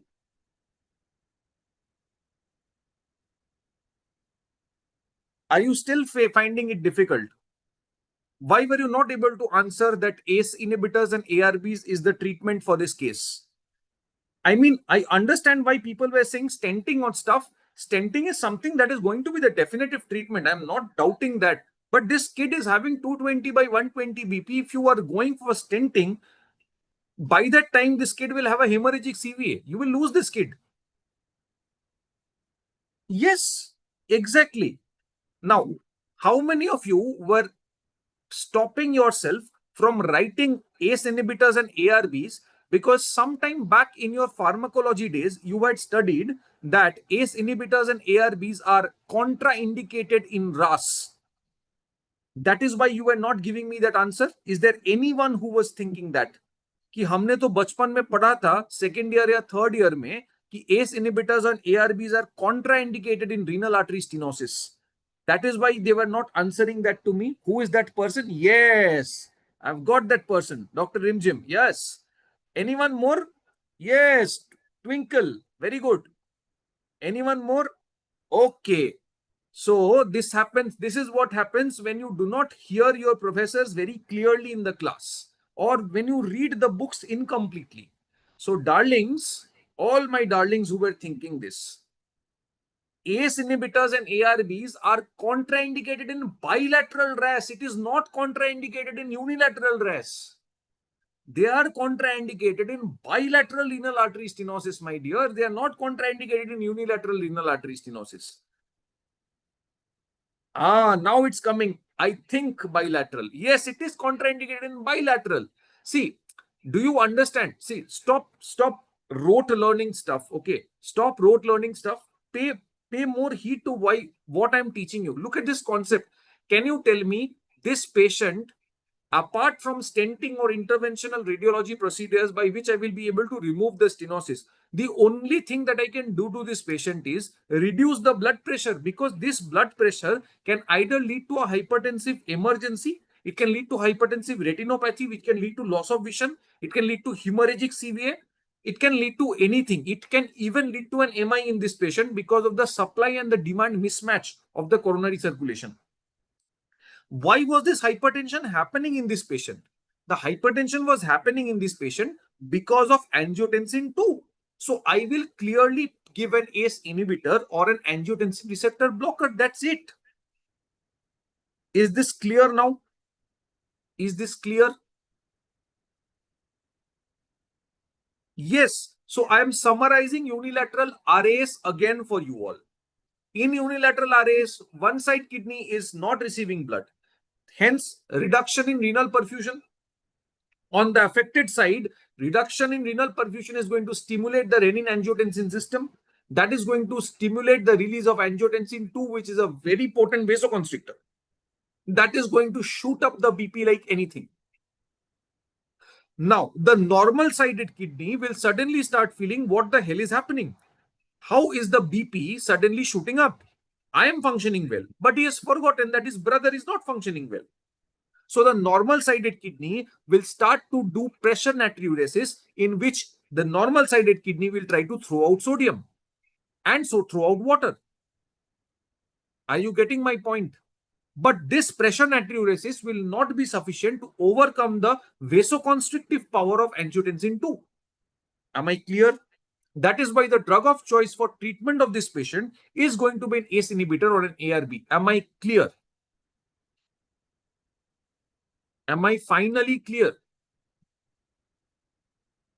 Can all the ones who were thinking कि ACE inhibitors नहीं देना है, can you all unanimously write in the chat box, ACE inhibitors and ARBs are contraindicated in bilateral renal artery stenosis, not in unilateral. Can you write it, please? I want to see that coming up, so that for once and all, this concept is never going to go wrong with all of you again. Write it. I want all of you to spend some energy. Write it in the chat box that ARBs and ACE inhibitors are contraindicated in bilateral renal artery stenosis, not in unilateral. Can I have that message coming up? Only then will I move forward.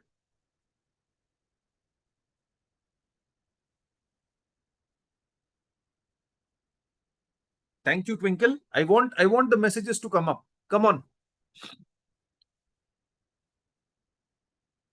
Everyone is writing yes, yes, yes. Very good. Thank you.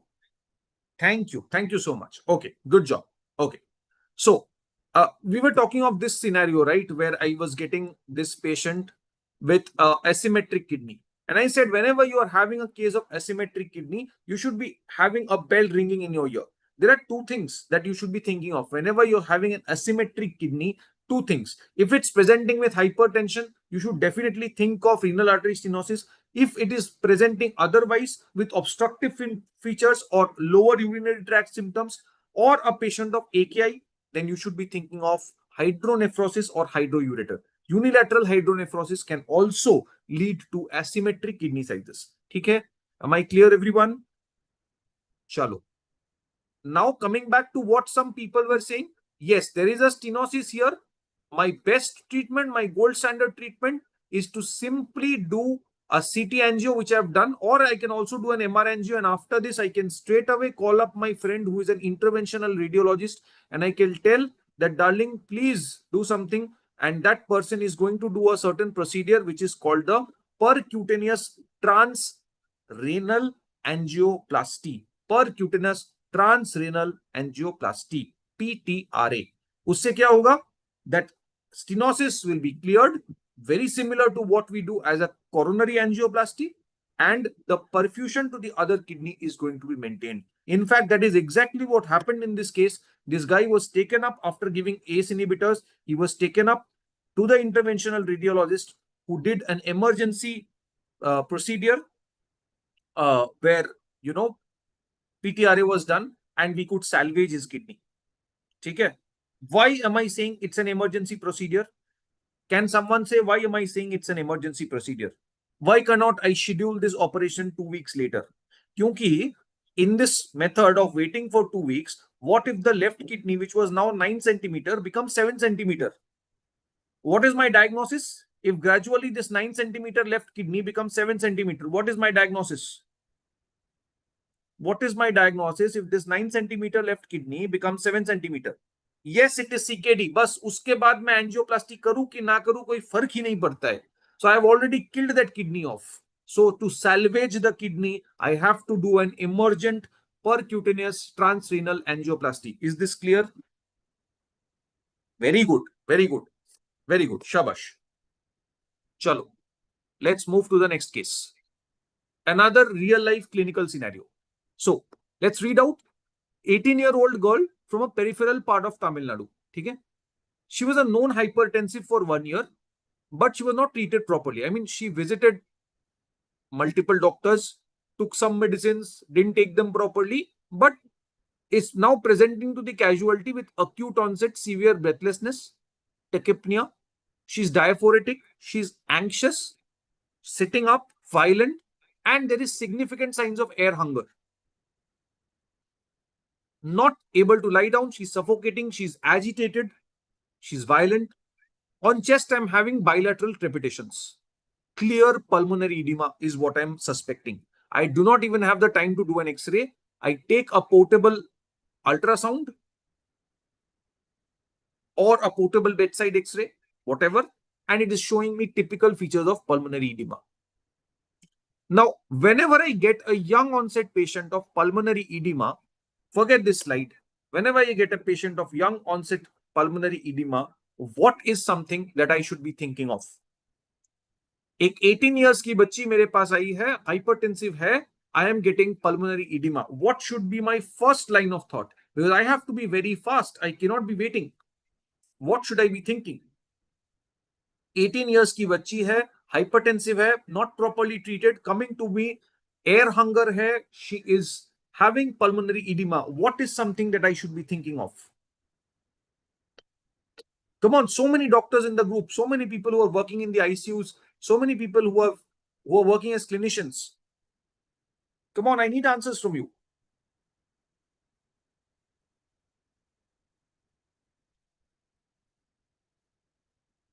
अरे मुझे treatment नहीं चाहिए बाबू, अश्वनी मुझे treatment नहीं चाहिए बेटा। I am wanting to ask क्या करोगे आप, what will you think of. चलो डायूरेटिक मार दिए फिर चलो, बट डायूरेटिक मारने से कितना देर तक आप सर्वाइव कर पाओगे पेशेंट को, what is something that you will be thinking of. See diuretic is just a conservative management. RHD, what does RHD mean? Are you talking of rheumatic heart disease?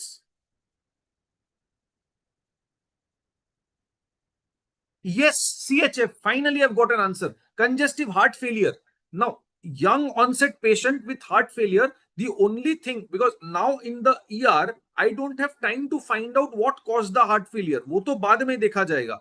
If I'm suspecting flash pulmonary edema, see, I'm trying to be very clinically orienting you. This is not a place where in the ER you do not have the time now to find out what caused heart failure. Your first thing, whenever you see a patient with air hunger, not able to sit, she's restless, she's tachypneic, she's diaphoretic, she's sweating, this ER is now going to be a chaos for you. The first thing that you will be seeing with your stat, you will put a stat on the chest, you will be finding grrr, there is creps. You will be maybe not even having a time to do an X-ray. If at all you get a bedside portable X-ray, you will be finding pulmonary edema. The first thing that should be there in your mind is a cardiac cause. I'm shouting this out loud to you. If you have pulmonary edema, the first thing that should be coming to you is it is a cardiac cause. Pulmonary edema, sudden onset in an 18-year person is cardiac unless proven otherwise. Now, what is something that can lead to CHF? What if this was a 48-year-old man? What would you have thought? CHF का cause क्या होता? What would you have thought? Okay, someone is saying, okay, Twinkle, RHD. Let me tell you, rheumatic fever is very uncommon in today's world. I do not know how many cases of rheumatic fever you will be finding in the next few years because it is going down very, very much in the community. But okay, I can still consider your answer that yes, maybe it's a valvular disease which is leading to heart failure. Okay, I appreciate it. So since you said that, Twinkle, can you tell me what is the most common valvular disease in rheumatic fever that can lead to heart failure? Quickly. Twinkle, can I get your answer? Which valvular disease can lead to congestive heart failure in a patient of rheumatic heart disease? Jaldi, Twinkle. Everyone is now coming with wrong answers. What is MVD? I do not know what MVD is. Again, somebody saying MS. No, it is not MS. Someone wrote MVD. What is MVR? I do not know what MVR is.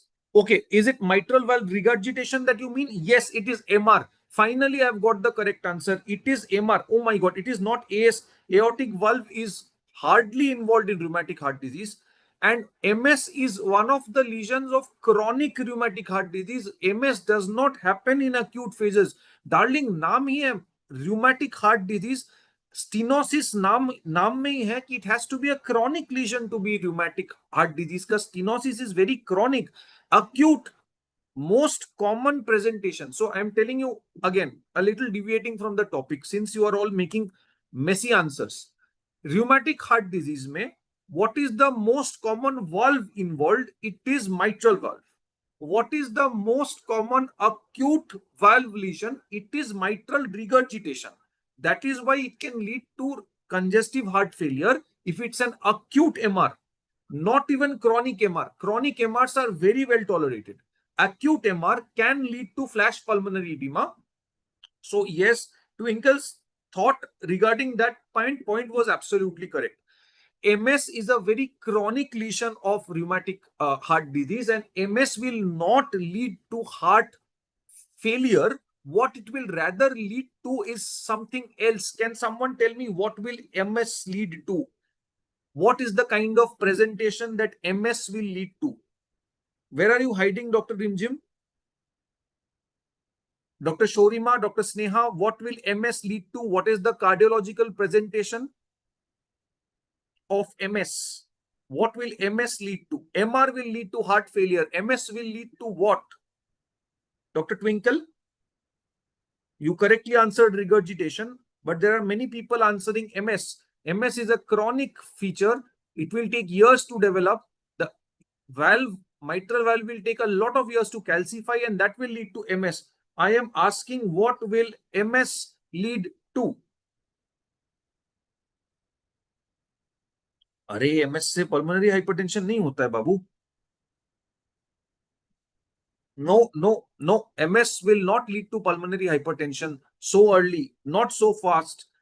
If MS leading to pulmonary hypertension is a very long sequelae. उसके लिए MS will lead to right ventricular hypertension, and then right ventricular hypertension will lead to right ventricular hypertrophy will lead to pulmonary hypertension. वो बहुत बाद में जाएगा.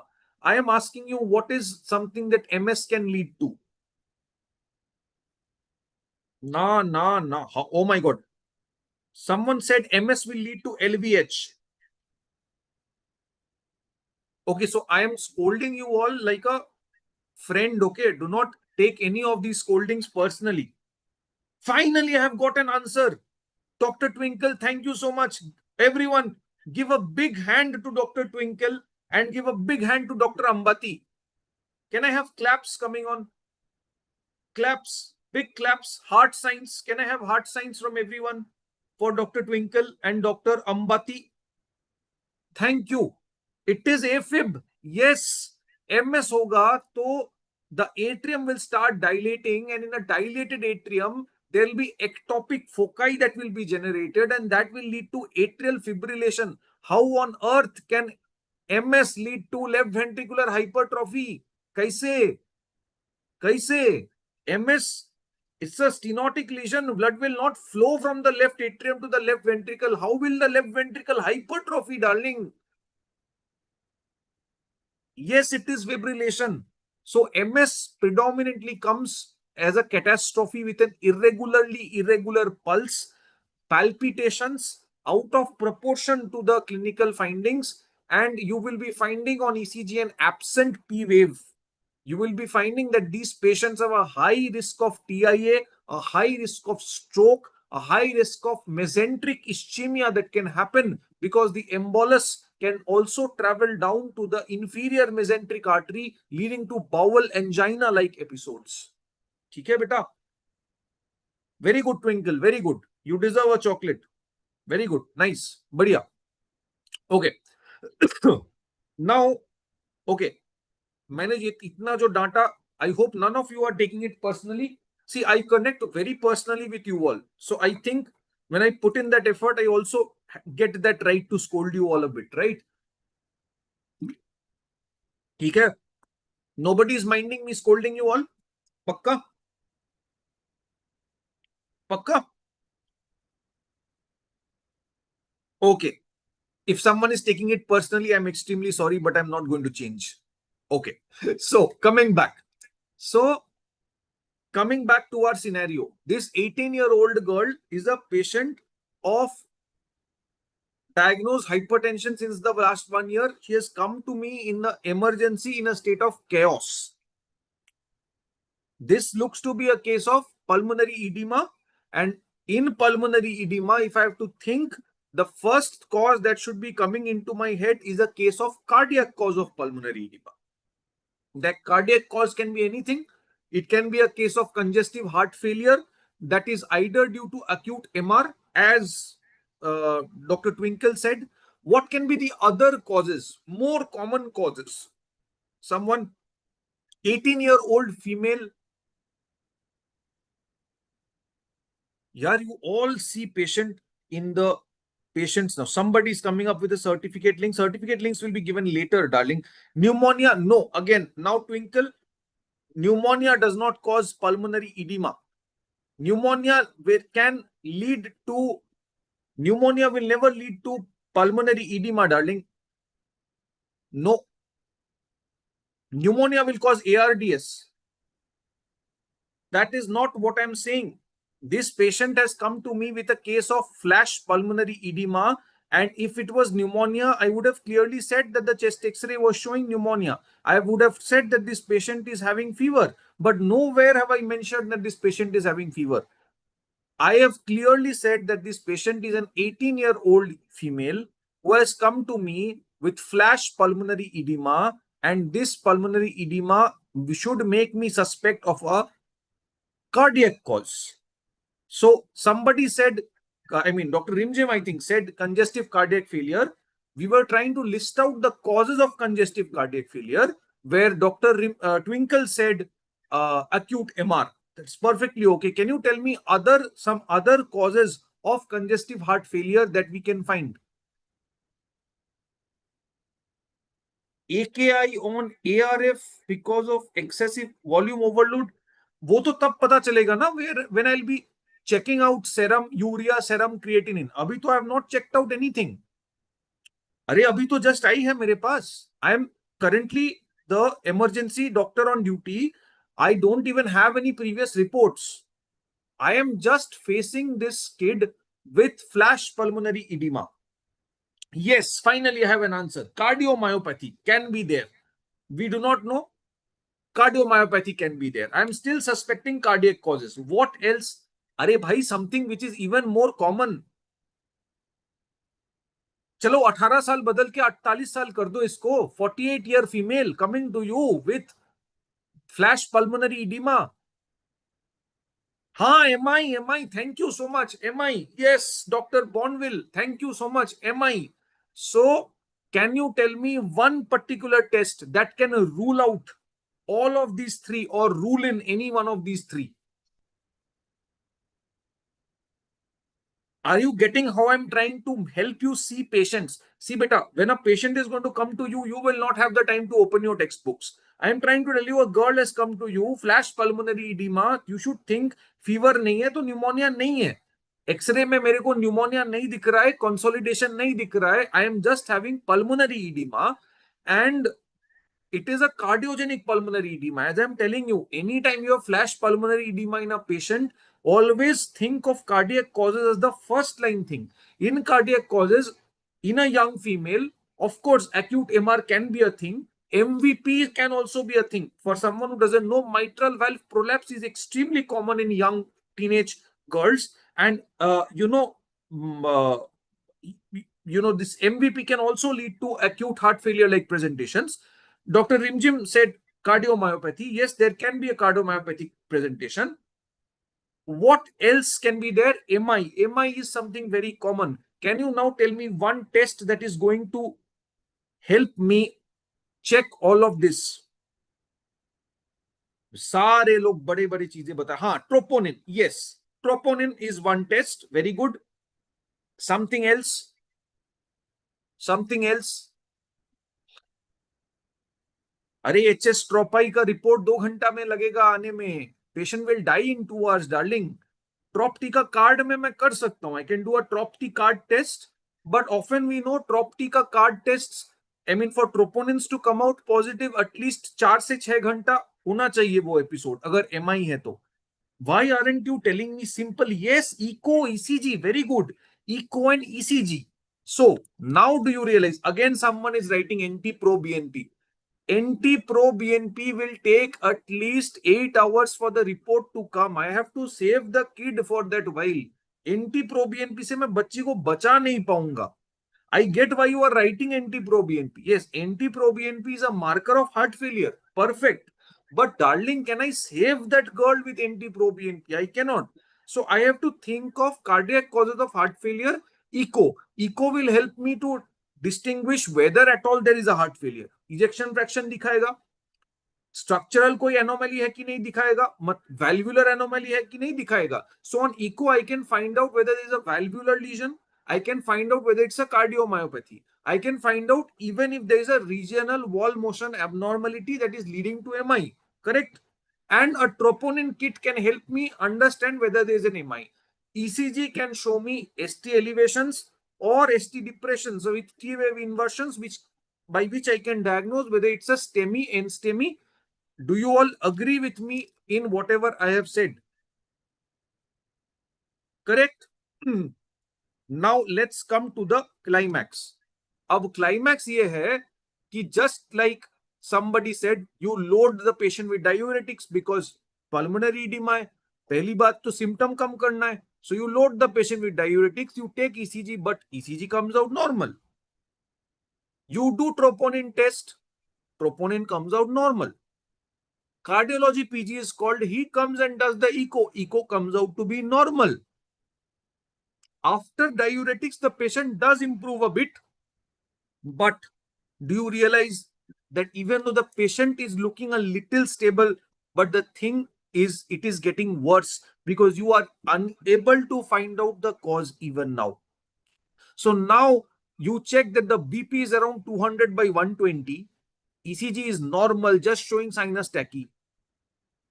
At this point, my conclusion is clear that this is not a cardiac cause of pulmonary edema. Can I now come to this conclusion कि जो भी मैं सोच रहा था अभी तक वो कुछ भी नहीं मिल रहा है. I am not able to find out. At least what I know by now is it is not a cardiac cause of pulmonary edema. Can I say that? Yes. So I repeat, every pulmonary edema is cardiac unless proven otherwise. But this case is not fitting into my cardiac cause of pulmonary edema. Now I will start sending blood. And when I start sending blood, I come across this, that the creatinine is 18.5 milligram per deciliter. Seeing this, I immediately give a referral to the nephrologist. The nephrologist comes and says that this pulmonary edema that you found is not cardiac, as you rightly said, it is a manifestation of a hypertensive crisis.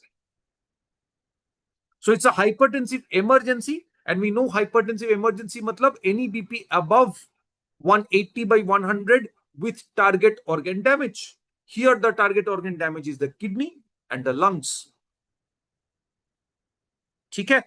And I want to give you another take-home point. Anytime you are having an early hypertensive emergency, a patient this young coming to you with early hypertensive emergency, you should always think of the secondary causes of hypertension, not the idiopathic cause or the primary cause of hypertension. It cannot be a genetic cause of hypertension. Trust me. It cannot be a normal hypertension that develops in the older people. You should start thinking of secondary causes. Those secondary causes can be genetic. Those secondary causes can be channel mutations. Those secondary causes can be anything, mainly renal or endocrine. I repeat, whenever you are getting a young patient with hypertensive crisis, what should come to your mind is secondary causes of hypertension. Under the secondary causes, predominantly, it should be renal, it should be endocrine. Okay? So now, this patient comes to us with severe renal failure. This patient was evaluated, and out of the causes, it was later found out that this is the cause of renovascular hypertension. As I said, renovascular hypertension can be either a large vessel disease involving the larger segments of the renal artery that can cause renal artery stenosis, or it can be a small vessel disease. And believe it or not, she was later found out to be a cause of Takayasu arteritis, who was presenting to us as this patient. So she was presenting to us as a hypertensive emergency of a patient of Takayasu arteritis. That was the final diagnosis that we had made in this patient. So when I talk of renal artery stenosis, in older patients, the most common cause is an atherosclerotic renal artery stenosis, mainly due to cholesterol deposits. Or in young patients, we have something called fibromuscular dysplasia, which is not at all common in India. I still now have not found a single case of FMD. None of my senior colleagues have found a case of FMD, but FMD is very common in the West. In fact, it has a 9:1 ratio of female is to male. In the West, FMD is extremely common. But in this patient, as I was saying, that this is a case of secondary hypertension, renovascular hypertension, that has been caused due to Takayasu.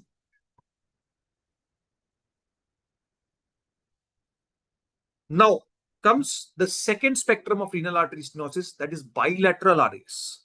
Here you have clipping in both the sides. Now what is happening is, both the sides, there is a significant drop of renal blood flow, or there is a significant drop of renal perfusion, which means that severe exacerbation of the renin-angiotensin system happens. A lot of angiotensin 2 is released, a lot of aldosterone is released. That will cause severe vasoconstriction, and that is what will lead to the hypertensive emergency presentation. Now, what is happening? Because of severe angiotensin 2, the blood pressure is raised, and that explains why this patient has come to me with a hypertensive crisis. But in case of unilateral RAS, even there the blood pressure was raised, but the patient was not having features of pulmonary edema. Why? Because the other kidney, that was the healthier kidney, was able to do this process of pressure natriuresis and throw out the sodium and water. But here both the kidneys are compensated. Since both the kidneys are compensated, there is a loss of this pressure natriuresis, which is a protective mechanism. Now sodium and water are retained instead of being lost. That leads to an increase in the intravascular volume, thereby leading to recurrent flash pulmonary edema. Repeating again, unilateral RAS presents mainly as a case of malignant hypertension, but bilateral RAS presents mainly as malignant hypertension plus flash pulmonary edema. So flash pulmonary edema is something that you will be mainly encountering in a case of bilateral RAS, not unilateral RAS. Okay? Getting my point, everyone? Clear hai? Clear hai, everyone? That is why the diagnosis, the treatment, the first line treatment should be about giving diuretics. Absolutely correctly said by someone, giving diuretics. And that is why ACE inhibitors are contraindicated in bilateral renal artery stenosis. Now all those people who were citing ACE inhibitors नहीं सोचना है, ACE inhibitors यहाँ पे नहीं देना है, क्योंकि ACE inhibitors दोगे तो what will happen? Can you now tell me why is ACE inhibitor contraindicated in these patients? ACE inhibitors and ARB were my treatment of choice for unilateral renal artery stenosis, but they are absolutely contraindicated here because it is this angiotensin 2 that was actually, and it is this renal angiotensin aldosterone system that was actually maintaining the kidney functions. Now, if you cut that off, the renal function is completely compromised. That is why ACE inhibitors and ARBs are contraindicated in bilateral renal artery stenosis. Although a few literatures are coming up these days which are saying cautious use, I repeat, the word is a cautious use of ACE inhibitors and ARBs in bilateral renal artery stenosis patients, but not a full-blown use. Cautious use is being recommended by different nephrology societies. But again, for your general ideas, for your exam purposes, always know this, that ACE inhibitors and ARBs are contraindicated in bilateral renal artery stenosis because it is this angiotensin 2 which was the only way by which the renal mechanisms were still being maintained. Okay? Clear? सही है? चलो, this is a case of bilateral renal artery stenosis. ठीक है? दिख रहा है सबको? Everyone's clear with this? ठीक है बेटा? Clear है? Good. Now, as I was saying, this is a very rare thing, fibromuscular dysplasia. It's called a string of beads appearance. It is very common in young girls. It involves the middle to distal renal artery. This point is very important. See, renal artery stenosis was involving the larger vessels, but this involves the middle to distal renal artery. But if you clearly see, renal artery stenosis was involving the proximal segment of the renal artery. The proximal segment was being involved. But fibromuscular dysplasia, FMD, involves the distal or the middle parts of the renal artery. 25% patients may present as bilateral RAS. 25% patients may present as strokes because it will involve the cerebral vessels. And the treatment is again a PTRA, percutaneous transluminal renal angioplasty. It has a very good prognosis if PTRA is done. Can someone tell me, can we do PTRA in this patient? Can we do PTRA in this patient? Can we do PTRA in this patient? Bilateral RAS के patient में क्या मैं PTRA कर सकता हूं? Percutaneous transrenal angioplasty. Okay, Twinkle is saying no. Why no? Why no? Exactly. Dr. Nimjim, why not? बिल्कुल कर सकते हैं, but unfortunately what happens is most of the times, by the time these patients are diagnosed, their kidneys are already gone into CKD. So there's no much use of doing PTRA in these patients. Okay? So yes, it is already turned into CKD. Absolutely. अच्छा, एक और बात बताऊंगा. Many of your grandpas or elderly family relatives who are diagnosed cases of hypertension, they might come to you complaining कि we have shown multiple doctors, but blood pressure control nahi ho raha hai. Diet control kar liya. I do not eat fish chop. I don't eat vegetable pakoras. I don't eat chicken fries and KFCs. But my BP is not being, my BP is not reducing. They are not even obese, and you're finding their prescription is having, you're interpreting this prescription as a case of resistant hypertension because the hypertension is not being controlled. So first, when do you call a patient as a case of resistant hypertension? Can someone tell me? When do I call a case as a case of resistant hypertension? कब बोलेंगे resistant hypertension? Chat box में बताओ.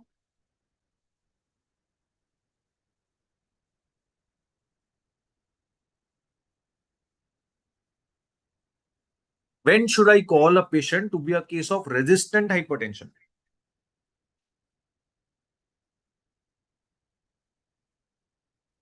Three antihypertensive drugs not working. No, this is not the absolutely complete definition. No, not at all. No, Dr. Rimjim, Dr. Ashwini, no. That's not the definition.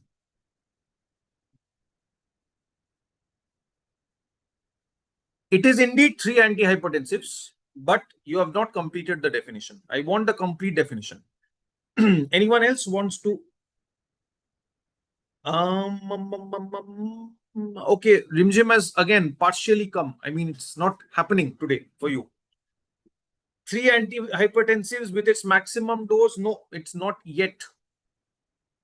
No. So I'm going to tell you the definition. Okay. So it is three antihypertensives being used, despite that the blood pressure not being controlled.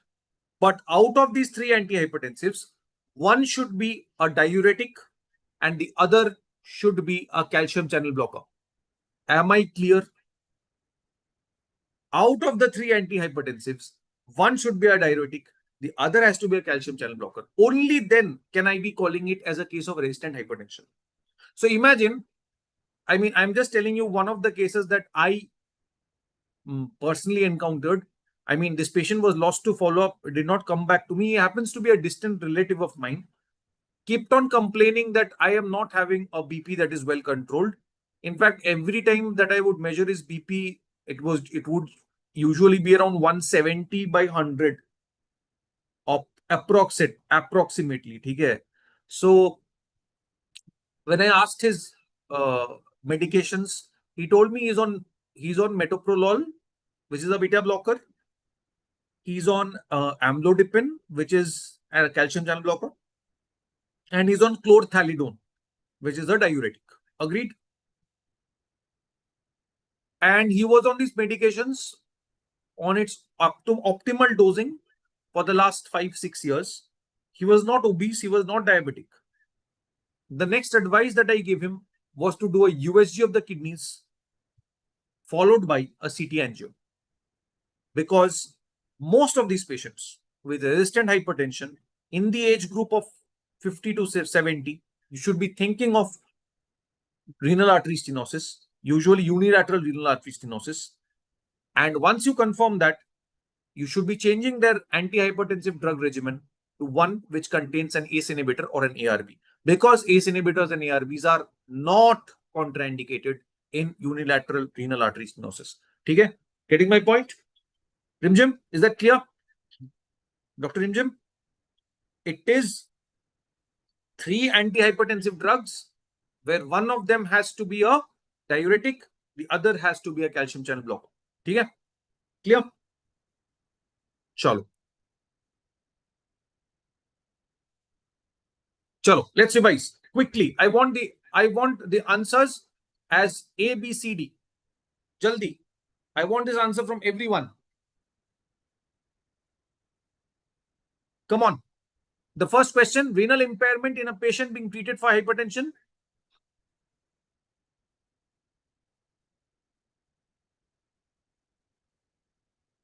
Option. Now, question 2 is asymmetrical kidney size. Question 3 is AKI after starting ACE inhibitors. Case 4. Question 4 is flash pulmonary edema. Quickly answer me. It's a direct revision of what we have done till now. Uski. Jaldi, jaldi, jaldi.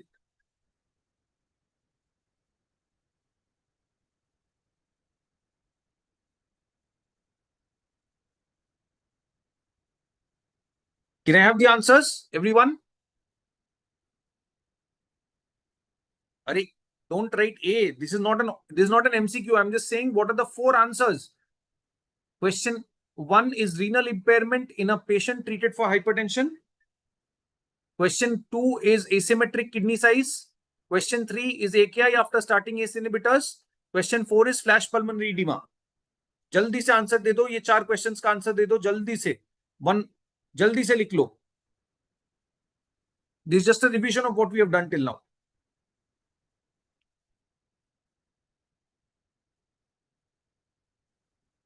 जल्दी से.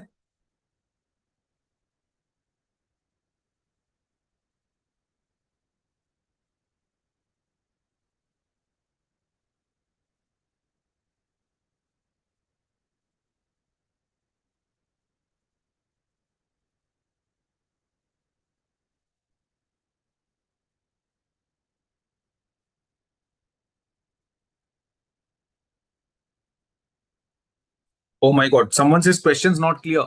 Let's revise. You can see the slide. There are 4 bullets that are there. I want the answers to all the 4 bullets. What is the diagnosis for a renal impairment in a patient being treated for hypertension? What is the diagnosis of asymmetrical kidney size?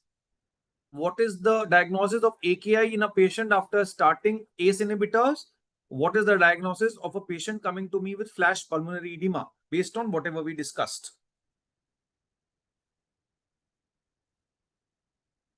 RAS, kaun sa RAS? That is what I want to know. Which RAS is which? Bullet 1 is which RAS? Bullet 2 is which RAS? Bullet 3 is which RAS? Bullet 4 is which RAS?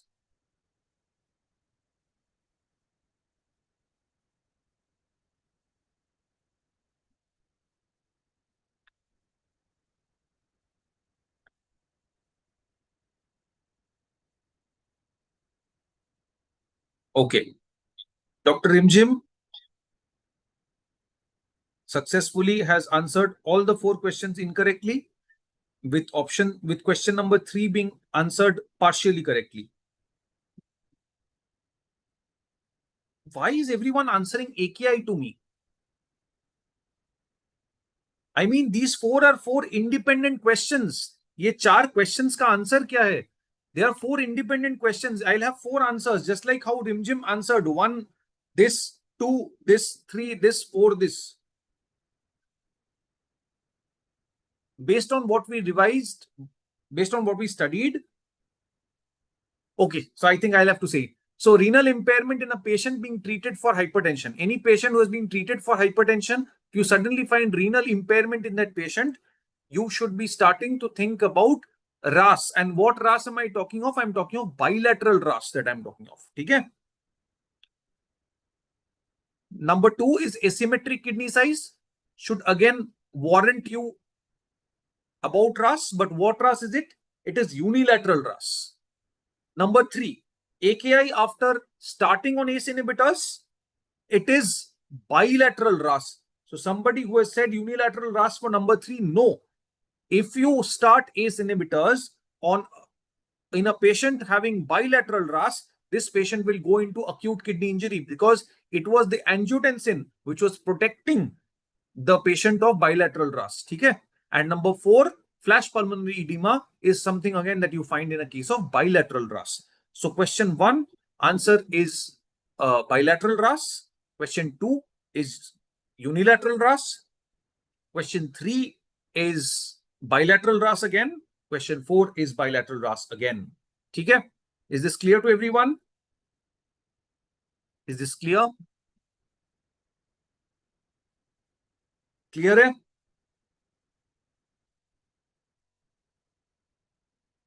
Last case.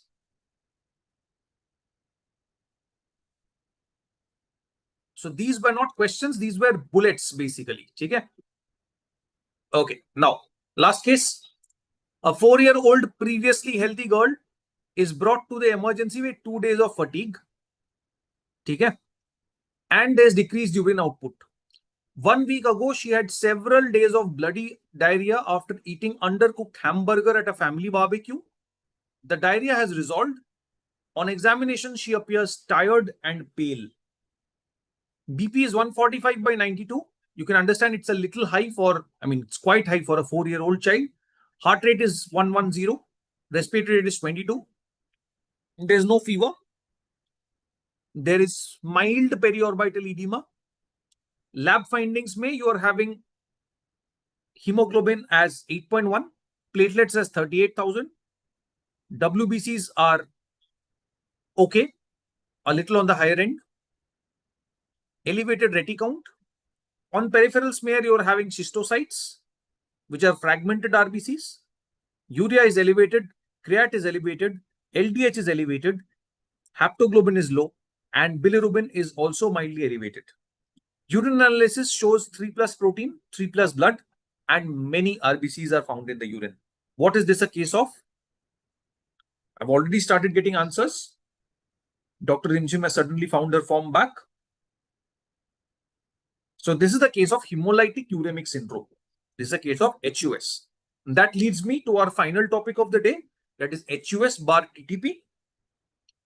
That is basically what we call as thrombotic microangiopathies. So thrombotic microangiopathies come with this spectrum of HUS, that's hemolytic uremic syndrome, which is a triad of thrombocytopenia, that's low platelets, renal failure, and a microangiopathic hemolytic anemia. Whereas TTP comes with a pentad, where thrombocytopenia and microangiopathic hemolytic anemia are common. Please remember, TMA rarely causes renal failure, It rather has 3 extra symptoms. One is a GI symptom, fever, and CNS symptoms of neurological dysfunction. In fact, fever with neurological dysfunction, along with thrombocytopenia and MAHA, is enough to clinch a diagnosis of TTP. That's thrombotic. Thrombotic thrombocytopenic purpura. So, what is TMA? TMA is basically characterized by endothelial injury that is leading to microvascular thrombosis. And when I talk of microangiopathic hemolytic anemia, this is what we find in the peripheral blood smear. We find this presence of fragmented RBCs, which often look like a helmet. So they're also called helmet cells or schistocytes. Okay? When I talk of HUS, the case that we just now discussed, this case is what I call as a case of typical HUS. What do I mean by typical HUS? Which means it is diarrhea predominant HUS. That's the most common type of HUS that we have. That's also called a D+ HUS. So the onset is in childhood, commonly less than 5 years. It's mainly something which is provoked after an infection, a GI infection, which in this case happened due to the eating of this undercooked hamburger in the family barbecue. And if you gradually find that this patient will come to us with dysentery, right? The prognosis is usually good. But when I talk of atypical HUS, there's another entity which is called atypical HUS, something that we usually overlook, but it's very, very important to know this, that it is mainly something that can involve any age. It is something that has got a genetic predisposition mainly. Sometimes drugs can lead to it, but that's not important. But genetic predisposition is definitely very important for the setting of atypical HUS.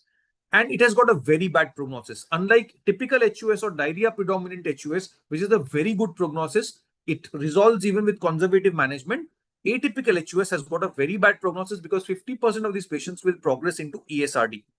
And there's an increased chances of recurrence even after renal transplant. As I said, even if you do, since these patients, maximum of these patients will go into end-stage kidney disease, you will probably thinking of a renal transplant at some point of time. But TTP is something that recurs even after renal transplant. So it's got an increased chance of recurrence after renal transplant. And that is why early recognition of these two entities are very, very important in management. Coming to the pathophysiology, what usually happens is, what is leading to this MAHA or the thrombocytopenia? We know that whenever there's an endothelial damage, that is going to lead to the release of something which is called von Willebrand factor. And this von Willebrand factor is something that will call the different platelets and factor VIII, and that will lead to formation of a platelet plug.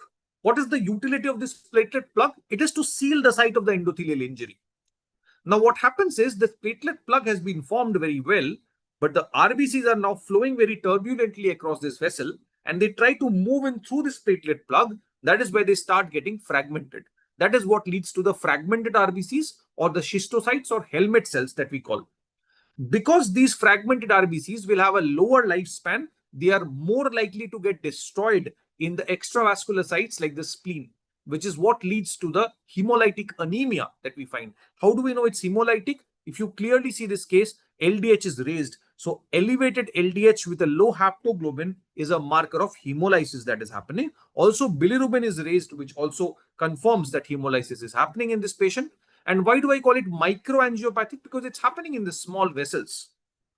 Why is thrombocytopenia happening? Because there's a lot of platelet plug that is being formed. The different sites, the platelets from different sites are called upon to seal this site of injury or to contribute to the platelet plug formation, which leads to a consumption of platelets. So this consumption of platelets is what leads to thrombocytopenia, and the fragmentation of the RBCs while moving in through the platelet plug is what leads to the MAHA or the microangiopathic hemolytic anemia. As I said, typical HUS is what is caused by Shiga-like toxins or verocytotoxins. This is mainly by a very famous strain of E. coli, which is called the EHEC or the enterohemorrhagic E. coli of the strain of O157H7. I want you to remember this strain, O157H7. It can also be caused by Shiga toxin by directly the invasion of Shigella. And sometimes, I want you to remember this, Streptococcus pneumoniae can also lead to a typical HUS by the presence of this toxin, which is called a neuraminidase toxin. So the neuraminidase toxin of Streptococcus pneumoniae can also lead to a typical HUS-like feature. What is a typical HUS? As I said, most commonly through food intake, contaminated foods will lead to diarrhea, abdominal pain, and it will be dysentery mainly, not diarrhea. It will be a dysentery, and followed by that, this patient will recover. Most of the patients, I'm very sure we all have had food poisonings which have led to dysentery. Mostly they lead to diarrhea, but some of them have led to dysentery, blood in stools, mucus in stools. But 90% of us recover. But 5 to 10% of these patients will go into this triad of MAHA, thrombocytopenia, and renal failure. So 5 to 10% of people who have been exposed with this bacteria, E. coli, of the strain O157H7 are likely to develop HUS. So do not think that just being exposed to E. coli O157H7 can lead to HUS. It's only 5 to 10%, and that to the younger population who have a higher risk of developing that. Okay? The atypical or the adult variant of HUS, which is also called the atypical HUS or the D- or the diarrhea negative HUS, that is caused due to an alternate complement pathway activation, mostly due to a complement factor H mutation. I want you all to remember this. It's the complement factor H mutation. What happens normally is the complement factor H is what inhibits the alternate pathway. Whenever there's a mutation in the complement factor H, it stops inhibiting. So the alternate pathway is uninhibited and keeps on overworking. In this juncture, I want you to know this, that SLE is a disease which comes with a deficiency of classical or overactivation of the classical pathway, classical complement pathway. And HUS, atypical HUS, comes with an overactivation of the alternate pathway, complement pathway. How do I differentiate this? SLE, which is caused due to an overactivation of the classical complement pathway, comes with low C3 and low C4 levels. So both C3 and C4 levels are low, whereas atypical HUS comes with a low C3 and a normal C4. Low C3 and normal C4. So I repeat, it is the complement 4 levels which will differentiate between a classical complement activation or an alternate complement activation. Okay? If it's a classical pathway activation, it will lead to both low C3 and C4. Whereas if it's a alternate complement pathway activation, it will lead to a low C3 but a normal C4. Okay? That's it for the day. I will leave this question to you so that you can give me the answer. And this is where we will be taking off from the next webinar, which will exactly be scheduled on this topic. So I'm repeating this question. I want you all to answer this question. It's a 6-year-old boy who has been passing voluminous watery stools for 7 days. He was having this loose stool episodes and hence has been well hydrated at home. The diarrhea has resolved, but he's still having fatigue out of proportion to his hydration. He has been hydrated a lot by his parents. No, nariyal pani, dal ka pani, sab ka pani pila diya usko. Homemade ORS pila diya. But still, he is being found to have fatigue, which is out of proportion to his hydration status. Hence, he has been taken to a nearby PHC. In the PHC, we are finding that this BP is around 100/70, which looks pretty okay. There's no edema. He's well hydrated. Urine output is adequate, but he's looking tired. He's looking tired. He's conscious. He's oriented. Lab investigations have come. BUN is 72. Creatinine is 2. I want to know, what is the diagnosis? What is the diagnosis of this patient? I've started getting answers. HUS. Okay. I'm not saying whether it's the correct or the wrong answer. I'm waiting for answers. Dr. Shaurima, I've not heard from you.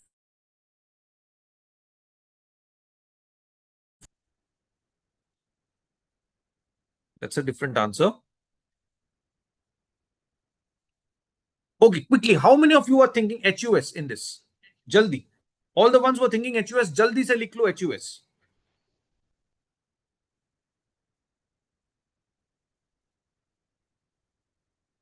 Why did Dr. Shaurima delete her answer? Dr. Shaurima, you can write whatever you're feeling.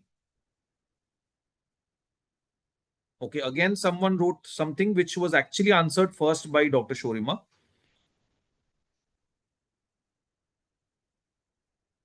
What about Dr. Imjim? What does she feel? Dr. Twinkle says HUS.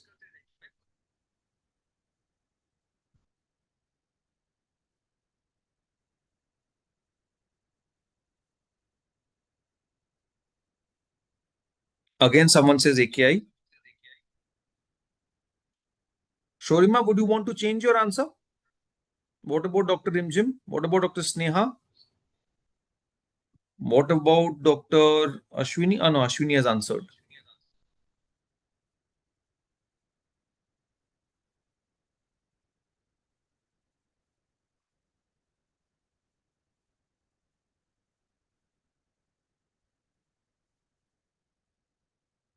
Okay, again HUS. Majority of people saying HUS.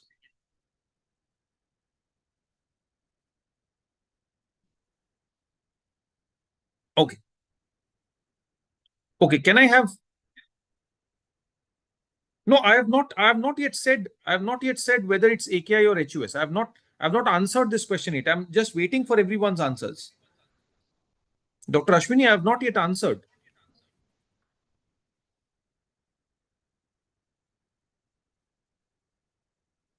But Ashwini, you yourself wrote HUS.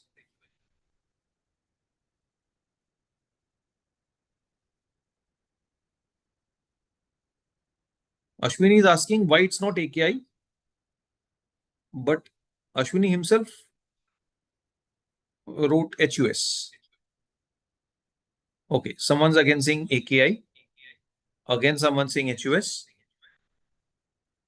इतना मतभेद क्यों है?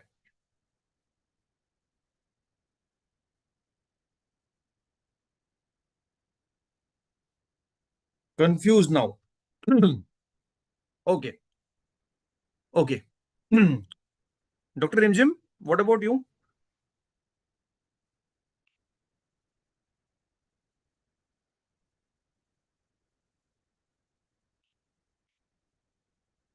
Okay. So the first award will go to the correct answer. For giving the correct answer, the first award will go to Dr. Shorima. Is Dr. Shorima there? Shorima, if you can write yes, if you're there. Yes, it is not a case of HUS. It is a case of pre-renal AKI. Because I kept on screaming with the top of my voice saying that HUS comes with dysentery. It does not come with watery diarrhea. It clearly says there is voluminous watery stools. Trust me, this case that I have given is something, if any one of you have done rural postings, forget about working in big corporate hospitals. If you have done rural posting, this is a common scenario that you get. This is watery diarrhea. When did HUS come with watery diarrhea? No history of food intake has been given. This is simply a case of watery diarrhea that is happening. Although the parents believe that they have hydrated this patient very well, but and the diarrhea has resolved. Absolutely. The diarrhea has resolved. The parents feel that they have hydrated this patient well, but they have not. And that is clearly evident with the fact that the BUN is 72, the creat is 2. So if I find out the BUN by creatinine ratio, that is 72 by 2, it's 36, it's more than 20. So BUN by creatinine ratio of more than 20 is a case of AKI. And whenever I talk of AKI, and there is no HUS because it clearly is not HUS. There is no hemoglobin low. There is no platelet low. There is, it is not dysentery. It is purely watery diarrhea. There is no fever. How are you saying HUS? How are you saying HUS in the absence of fever, in the absence of dysentery? How are you calling it HUS? Just because we talked of HUS in the last slide, you're saying it HUS. This is simply a case where the PHC has to refer this child to a medical college because this looks to be a case of pre-renal AKI. Okay? So that is exactly where you all messed up. And I'm reading the chats.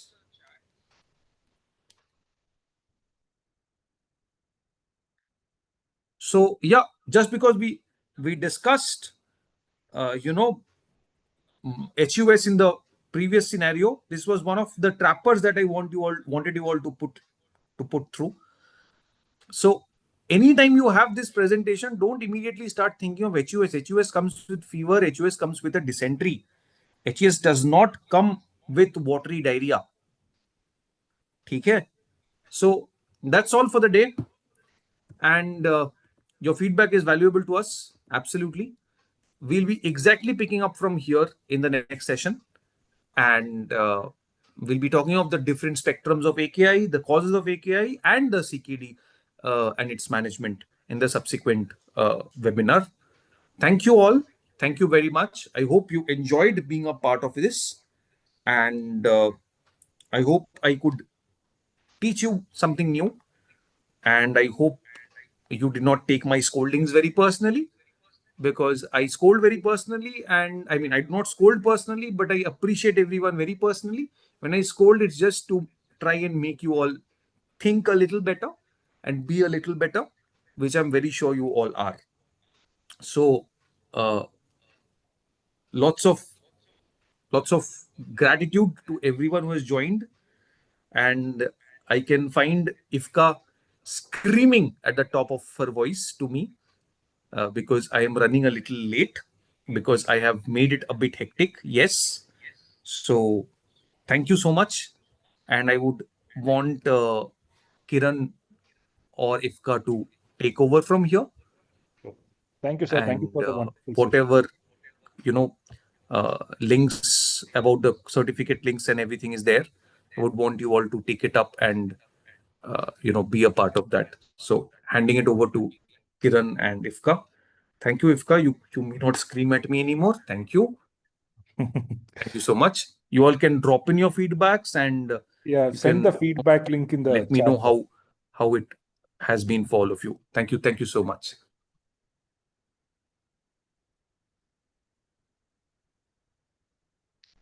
Thank you for the wonderful session, Doctor.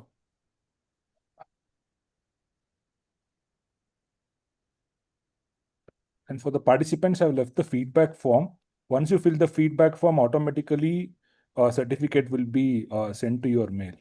So kindly, I request everyone to fill the form, please.